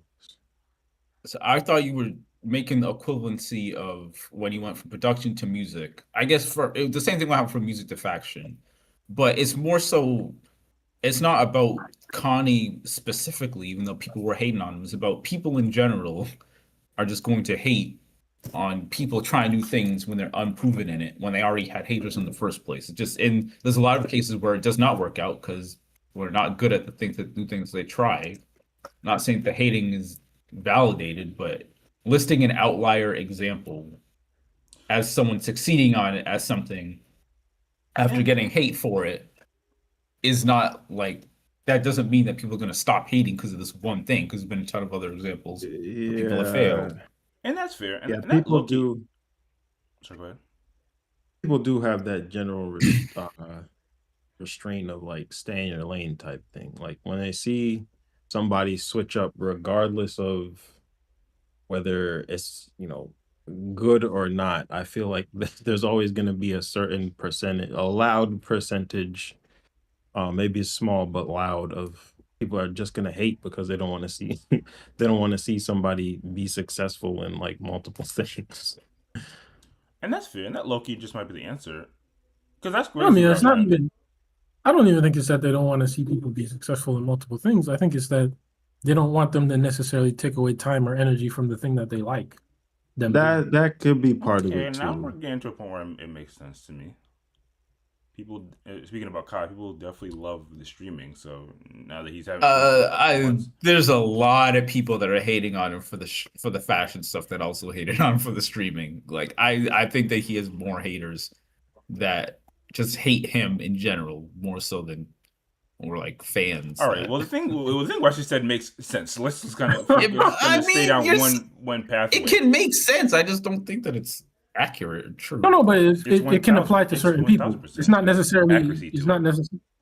Yeah, and it's not necessarily. Like we can say Kai has haters all day, but the fact of it is, like, probably when he's just streaming, he probably gets some of the most views and most amount of love and as well. What was I gonna say? Yeah, and it just makes sense because, like, because we're kind of getting to the crux where I am trying to like get to the point, like the fundamental like philosophy of like hate. Because on both ends, it doesn't really make sense towards like, again, why would you hate originally? Because like somebody succeeding, it shouldn't necessarily be a problem. And then also understanding that why would you like hate's just going to fuel a person more. So that also doesn't necessarily make sense. Like both these concepts are something that I think we all generally understand. So where's the disconnect of why we still kind of are like the fact this is gonna happen? Like this is gonna happen with another person. Like it's crazy part. It's gonna happen again and again and again. So where's the disconnect of why this keeps happening? And it doesn't happen with everybody because it sounds like we all it's not rational. So just because humans can be rational? No, I said it's yeah, exactly. It's an irrational thing. It's giving into emotion. So that's why it continues. If people were rational, then of course it wouldn't happen. I mean, also you're saying some that people who fold under the hate too. Yeah, like a lot of people do not true. succeed when they get hated on. And speaking as a hater myself, it makes your hate being validated all the more satisfying. I mean that goes back to like so we live in a reality where people want people to fail. I mean, kind of, yeah. It's just yes. Yeah. I don't. But nobody would admit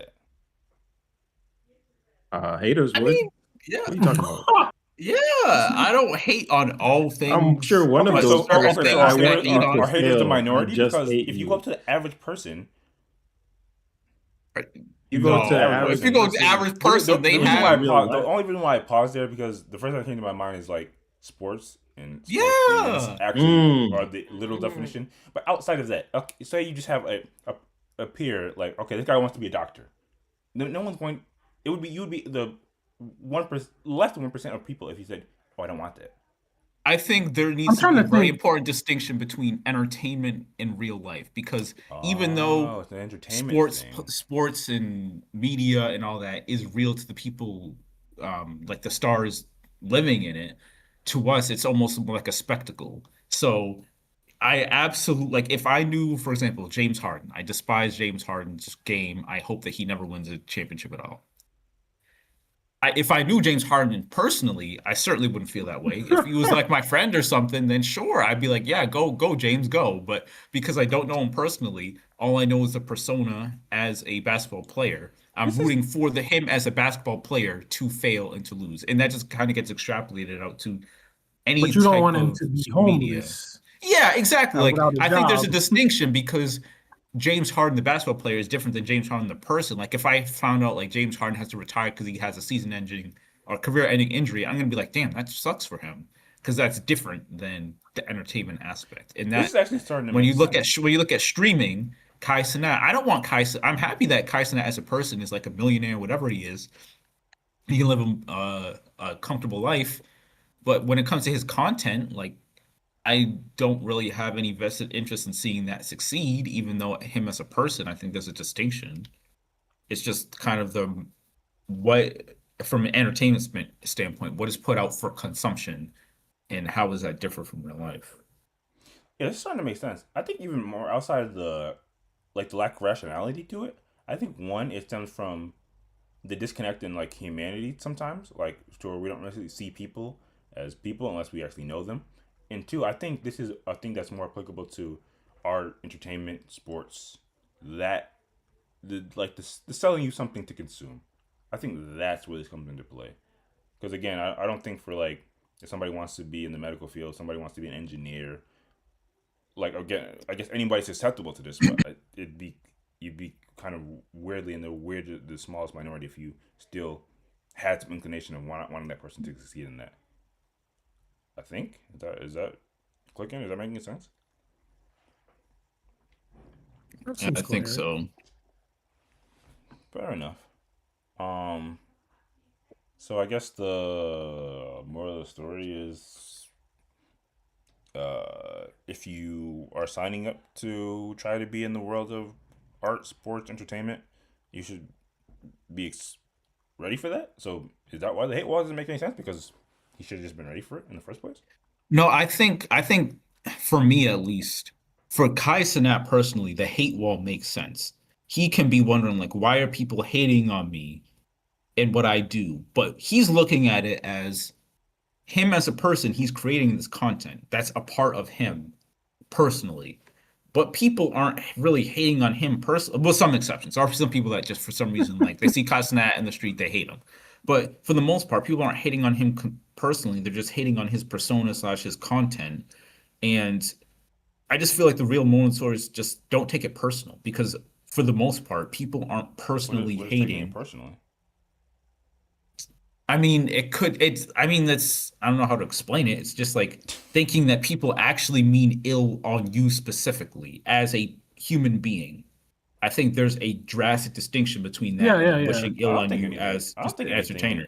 I don't think anything in this post or what he put out specifies that. Yeah, honestly, like even this hate wall, it doesn't seem like he's looking too deep into it. It's just like, for him, he's saying it's motivation. I think it's fine, but I think just in general, like, stars and like people, like, for example, a star fails and he doesn't win a championship game and he has a very poor performance, and then he's going on social media like, why are people hating on me? At the end of the day, like LeBron did when he lost the championship to the Mavs, he's like, at the end of the day, like, why you guys shouldn't be hating on me? You have to go back to your shitty lives, and I'm still a millionaire, blah blah blah. Well, I think that is an example of taking it personal. You can say when people aren't hitting on a person personally, but if their comments are like the most derogatory, like ill-willed, like some people's comments are like atrocious. Like, I don't know if we talked about the that is absolutely what somebody sent Russell Westbrook's wife because they lost him a parlay. Yeah, okay, you're absolutely correct. You're absolutely valid. People, just because this is the case, people don't have free reign, or they shouldn't have free reign to say whatever they want, do whatever they want, because they can't divorce reality from entertainment. I'm saying, like, just as advice to the people entertaining, or the stars, or whoever is getting the hate, even if people are sending derogatory and hateful stuff toward you, like saying like, "Oh, I hope that you die" and stuff, even though they're saying it to you as that way, they most likely aren't. They just cannot divorce your persona from your actual real life. So don't take it personal, because those people don't have any sense and don't have brains enough to understand that. Just kind of the way that people are, fans are, it's fanatics for a reason. It does not give anyone hating the license or the okay to do so. It's just more so like this is why they're doing it. Fair enough. I didn't really weigh in generally. Well, I think the hate wall was corny. But So it's not. corny. Yeah, I think the idea, of course, as they said, was straight, like or is common and everything. And I think even like reading comments and then being like, all right, well, I'm gonna maybe even bookmarking or whatever is a thing. But I feel like it makes you look. I don't know if it's psychologically healthy to do it this way That's where I wanted to because go into. I'm But not we sure just if it's psychologically healthy are so to be loaded on time here. so because you're placing a lot of stock in people who don't want to see your success, which is kind of They put stock on weird. people that don't matter. They might as well not Yeah, exist, to be honest. exactly. They don't necessarily, and it's not your because there's the idea of an intrinsic reward and an extrinsic, and you're really letting them kind of get to you, even if it motivates you to do well. You should be motivated. I mean, ideally, you should be motivated to do well because you're doing something that you feel has value and that you feel should be put out into the world or whatever, however you're doing it. Well, and like I said, it can be kind of motivating to see, oh, this person's hating, but I know that I believe in my idea and it will ultimately stand the test of time. Like that kind of idea seems like it can be healthy. But the idea of kind of digging in on the negative comments and taking stock in them and kind of giving them value is weird to me. I actually wrote it down. Do y'all think hate is really a great motivator? And I mean, I thought this conversation, like we talked about, it's a relatively commonplace thing, and like a lot of artists use it in their art. Again, it does. I think we can all imagine, if somebody says we can't do something and then we do it, like that there is a genuine positive feeling there. But Mhm. I don't know if that's There's like something dirty about it. I don't know what it is, but like, I mean, it's definitely not healthy, but I think yeah, I don't think it's healthy. I don't want to say easier, but having I think internal motivation versus external motivation, the hate comments in general are a tangible external factor that you can seek to prove wrong. Versus if you're just internally motivated by yourself, like it can be hard to find like what is the source of your motivation unless you have really good self-understanding. A lot of people don't have. that's also Then no, I mean, yes, I mean, I got you. But I think if you believe in the project that you're doing, and you're like, regardless of what people say, I need to put this out, whatever it is, or I need to do this thing. I think that, yeah, I think it's more of a way of coping with the negative comments than overcoming them. I I think, don't know. There's just something that's really satisfying about proving people wrong. I yeah. don't know the psychological yes, like if someone like if you're playing a pool against someone, they say, "Hell no, you're not beating me. You're garbage," and you whoop them. I think yeah, that's a yeah, lot yeah. more satisfying than them saying, "Dang, you're probably really good.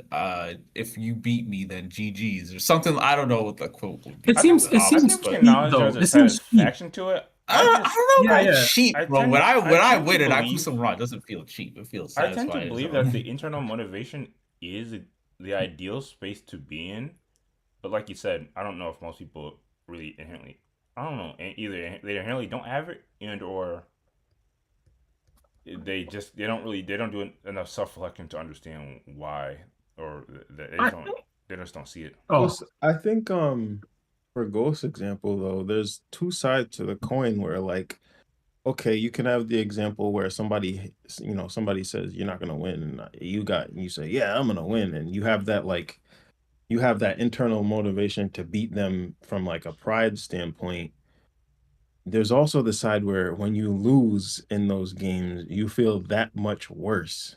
And that's We're not always a talking about thing where you're oscillating back between that extreme high of like beating somebody and feeling so, proud that you were able to do it, and the extreme low when they actually beat you and you're I pissed mean, off it's that you kind didn't do of better. it's we're not necessarily that talking kind of about makes it the better with outcome the though. We're high just talking stakes about because like if what's driving you throughout the activity. Say that again, Quest. We're not necessarily talking about the out. Well, I'm not necessarily talking about the outcome though. I'm just talking about like what drives you to perform like, will better. you perform Well, harder? yeah, I Yeah. mean, okay, but the I risk get of what the you're outcome saying. can inform the next time you do it. But Exactly. I think I'm when I thinking of it say, as I'm thinking of it as a holistic over time, what is more Mhm. healthier? What is more healthy in terms of like I guess in a way that you're living your life or that you're approaching the different things that you do during within your lifetime, like So when you being say motivated by hate or being or being like self-motivated by just, the desire to get better. when you say healthy, just to confirm, you're saying like healthy from a mental standpoint, Yeah, not yeah, from yeah. success. I think that being motivated by hate can make you more successful, even though it's not like mentally healthy. Like for example, yeah, we're I think playing that's what we're talking Smash, about. absolutely. Yeah. and It can definitely work. I, I just don't know if it's the most healthy way to go about it. Mhm. but at the end of the day, do we care more about health? Or do we care more about succeeding? I think we should Bro, care more your about health. takes today have How is no, Yeah, I no, think I think okay, you have I enough have wherewithal to understand that question and what the no, implications but would be. okay, I had just a quick example. We're playing Smash, and uh you start trash talking me, and I get pissed, and then I lose. I'm going to be spending hours on hours of my time for the next 2 weeks, for example, just eat, breathe, sleep, practice, practice, practice to unhealthy in some aspects manner with the intent of getting better. And I think that would skyrocket my skill or my future success because next time we play and I win, I'm gonna be like, yeah, Yes, F all right. you, I put in all that We're work. kind of later in the podcast Wait. to the Let's examples. But let him keep going. I Well, want. don't you understand about the example he's bringing No, out? I You want to get hear trash because talking the game and then you I come. feel like Ghost is walking himself into a trap here. all right, so to continue would be walking into the trap. So you increase your skill level at the game net, even if it the result was like sl sleepless nights or time that you could have been spending doing something else. Versus we play and you say, oh, okay, I lost, and you're not trash talking, so I don't really have any motivation to get better. And then I I don't have any increase in skill, but I didn't have those sleepless nights. I think I think it What's kind better? of And you're saying what's better. okay. No. But okay, let's extrapolate this out to something that's grander scale. Like if you're an NBA player and the same exact thing happens, but you increase your skill so much that you become a top 10 NBA player, you're getting paid millions on millions, versus you become just some average role player that doesn't really have any success because you didn't have that motivation to get better. The long term, Mm, the unhealthy NBA mindset led to your success. Like, I mean, look at Kobe, for example, who did not have I a I healthy way I of looking at mean, things. yeah, I you think could I go ahead, Wes. no, I was just gonna say I think there's just like I said, I think when I say that it's a cheap source of reward or value, I say that because it seems like almost like I don't know, it doesn't seem it's not as hard to maintain, it's not as hard to to give your project or whatever you're doing value, to just say, all right, I'm doing it because the haters. Like, it seems easy, and then the reward is a cheap reward. It might be a significant reward. You might gain a lot of success, but in terms of, like we said, your health, your mental health, and your relation to the art or whatever it is, it's it's hurt. And I feel like a good example is musicians. I feel like there's a lot of musicians who have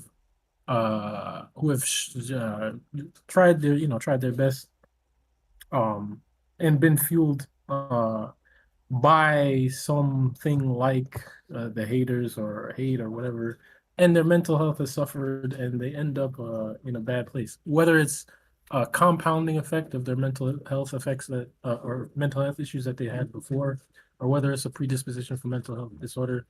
I feel like there's a lot of musicians who succumb to that, and they do feel this motivation from haters or whatever, from your Kanye West to your Charlie Parkers to whoever. Like, and they go extremely hard. Charlie Parker went extremely hard after he got mocked for his bad playing, like, and he's dead. Like, or he died young.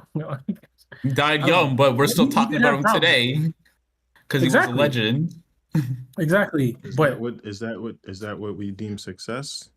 Exactly. I mean, there's a lot of old... is that what we deem healthy? Like, is that what we would want for people that we know? Like, you go so hard and you end up dying young. Right.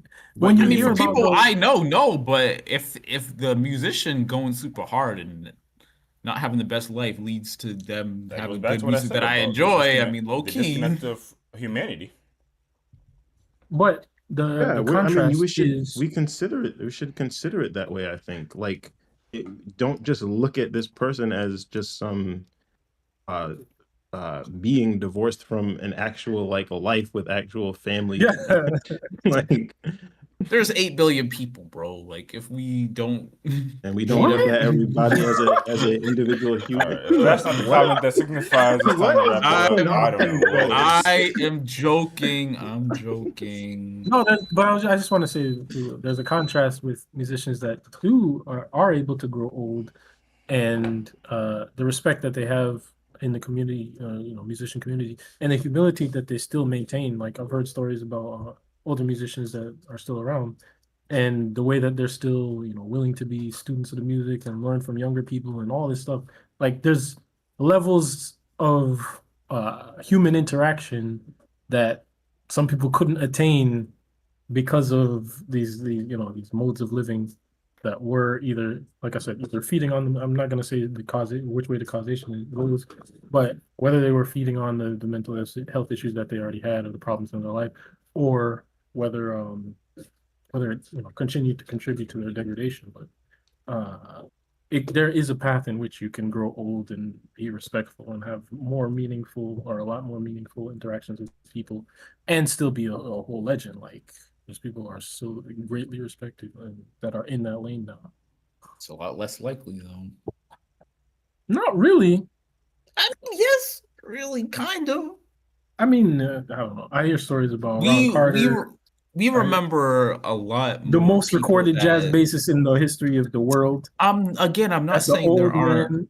I'm not saying there's not good examples. I'm saying that for the most part, we remember artists and people that had an unhealthy relationship with the art, and they were able to create something extraordinary, more than we remember people that had a healthy relationship with it and still able to do the same thing. I'm not saying that there aren't exceptions, but for the most part,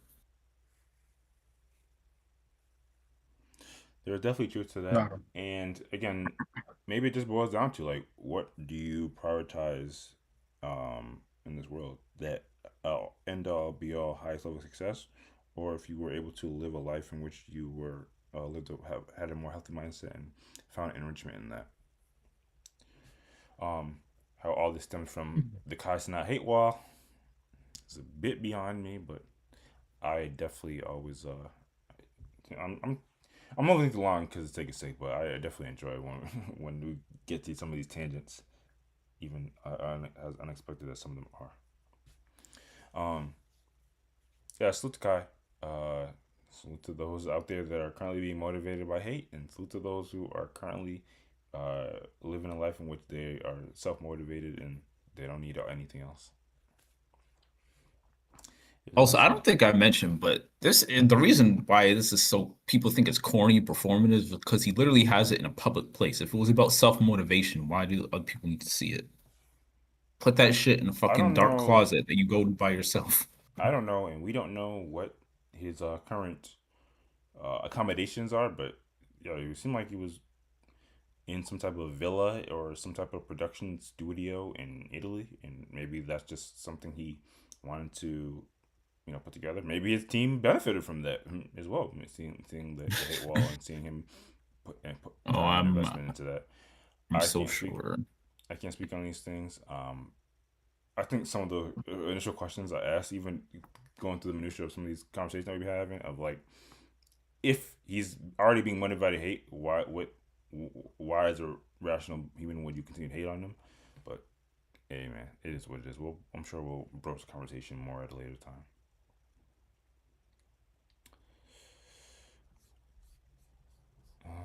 Okay. So let me go here. Hopefully everything is still in place. Yes. So before we wrap up the podcast, like we always like to do, what, if anything, are we looking forward to coming up in the near future or maybe the long-term future? What they say about something to look forward to.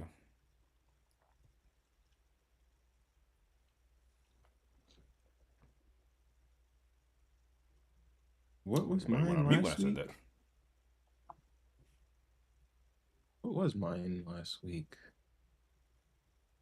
I can't even remember now. Oh yeah, that was the vacation. I don't know. Skip me. That's they say about something to look forward to. Like I just said, I will say for myself, it's never anything has to be too extravagant. I'm just gonna finally make some time to potentially do some get some professional photos done. So I think that'll be cool. I just have to find the time and actually get some of the clothes that I want to have for that event. And then also there are Walmart. Huh? What did you say? Walmart. Like my brain, like I heard it. I actually did hear it, but my brain, like Be careful, Ace Quest is gonna add you to his hate wall.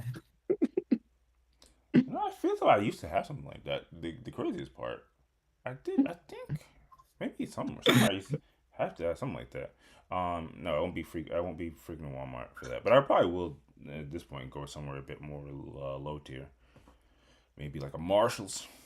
Anyway, also a couple of mangas have concluded recently. I'm probably gonna try to get into that. Specifically, Elusive Samurai, the JJK follow up, which was way shorter than I thought it would be. And then I don't know if you heard about this, Ace, but apparently Chainsaw Man might have wrapped up. Oh, really? Nice. Well, I've seen overwhelmingly positive things about the conclusion, so it might not be nice, but I got people slandering him. I'm gonna check it out for myself so I can make my own conclusions. But anyway, so yeah, that's it for me. Just also catching up on some mangas that ended. Which sucks. I don't necessarily have anything to replace them, so my list of weekly mangas is gonna be getting shorter and shorter. I'll just say, just to piss Ghost off, I'm looking forward to watching One Piece season 2 live action. Jesus Christ! That shit. I mean, you can have fun, but people it's literally indistinguishable from the AI slop. So enjoy. You know what people are calling it. Actually, some people are saying that we got to be honest with ourselves, and this is just like the new Dragon Ball Z Evolution.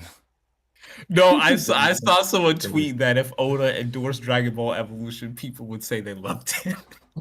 That's very accurate. That's actually kind of crazy. Yeah, it is true as hell too. Oh wow. Yeah. Wow. I mean, we talked Hey, about she it. said, no, go ahead. Sorry. Cut you. And we talked about the farther that show goes, the goofier it's gonna get because One Piece is a series that is very much baked in fantasy, and there are just some things that don't even the stretching power doesn't necessarily. That's something we just don't see in reality. It doesn't necessarily mesh well. But I think the fanfare and just the community will keep it pushing for a little bit. But if you know some of the things that happen throughout the story of One Piece, they're gonna have to either invest in some Michael Bay CGI or they're gonna have to dial it down a bit. Honestly, like from what I've seen, the stretching CGI doesn't even look that bad. It's more so the friggin' acting that looks really atrocious. What? Oh, I guess it's just the dialogue, the type of. Why is it like that? Just some stuff doesn't Wow. translate well to live action. Like if it's goofy manga, goofy anime, doesn't mean it makes for a good goofy TV show. Yeah, that just doesn't translate well. I mean, I think in general, anime to me doesn't translate in English well. So like even if Dubs you're watching the dub, definitely have consistently missed the mark in a lot of regards. Some not all, but some of them definitely. Oh, nobody watched Cowboy Bebop, did Oh no. my Who's god, I who's forgot about that. oh yeah the actually no I actually Didn't look as bad as this One Piece, but I saw enough with the trailer. I never even thought about it watching can't it. be it can't be it that just bad. looks I so. haven't seen it. I wouldn't believe it. There's no way. It's just like some stuff just does not translate. They'll have a side by side of the manga and the I think it anime. could It's like have. I the actually think same it could pose have. and Yeah, everything, things but don't I think it could have. things don't have to be one to nah. one as good as it's just sometimes just a different medium. The problem Yeah, like I think Cowboy it could have Bebop been. does have the the problem like the Dragon yeah. Ball Z one and what's looking like to be like the One Piece one is just like these mediums just don't even I really think as bad as capture One the. Piece is, you can't put it on the level of Dragon Ball Evolution. Like that was I generationally I atrocious. think some of this season two stuff is pretty bad, and I think if not this season, it will continue to get worse unless they do something significant to change it. Because I mean, spoiler alert, but at some point there's gonna be laser beams in One Piece. Just so y'all know, there's gonna be laser beams in One Piece. So y'all aware. Oh Lord. Yeah, Skypiea, like what and how they gonna do clouds? It's just I will say, if anybody had the budget, the world the ecosystem that Oda created, he'll get it. Anyway, if there's nothing else, salute to y'all for coming and doing this podcast thing, especially the level of time that we invest into it. And we appreciate any and all supporters, viewers, subscribers, likers, commenters. Yeah, we're just super appreciative of anybody that engaged with the content, and we'll continue to put it out.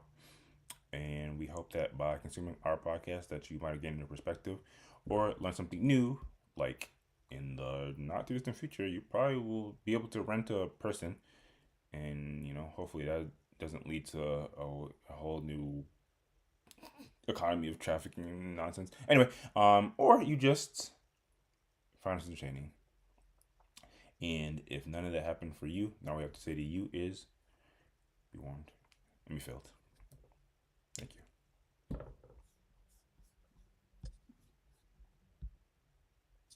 I found this hilarious tweet, which ironically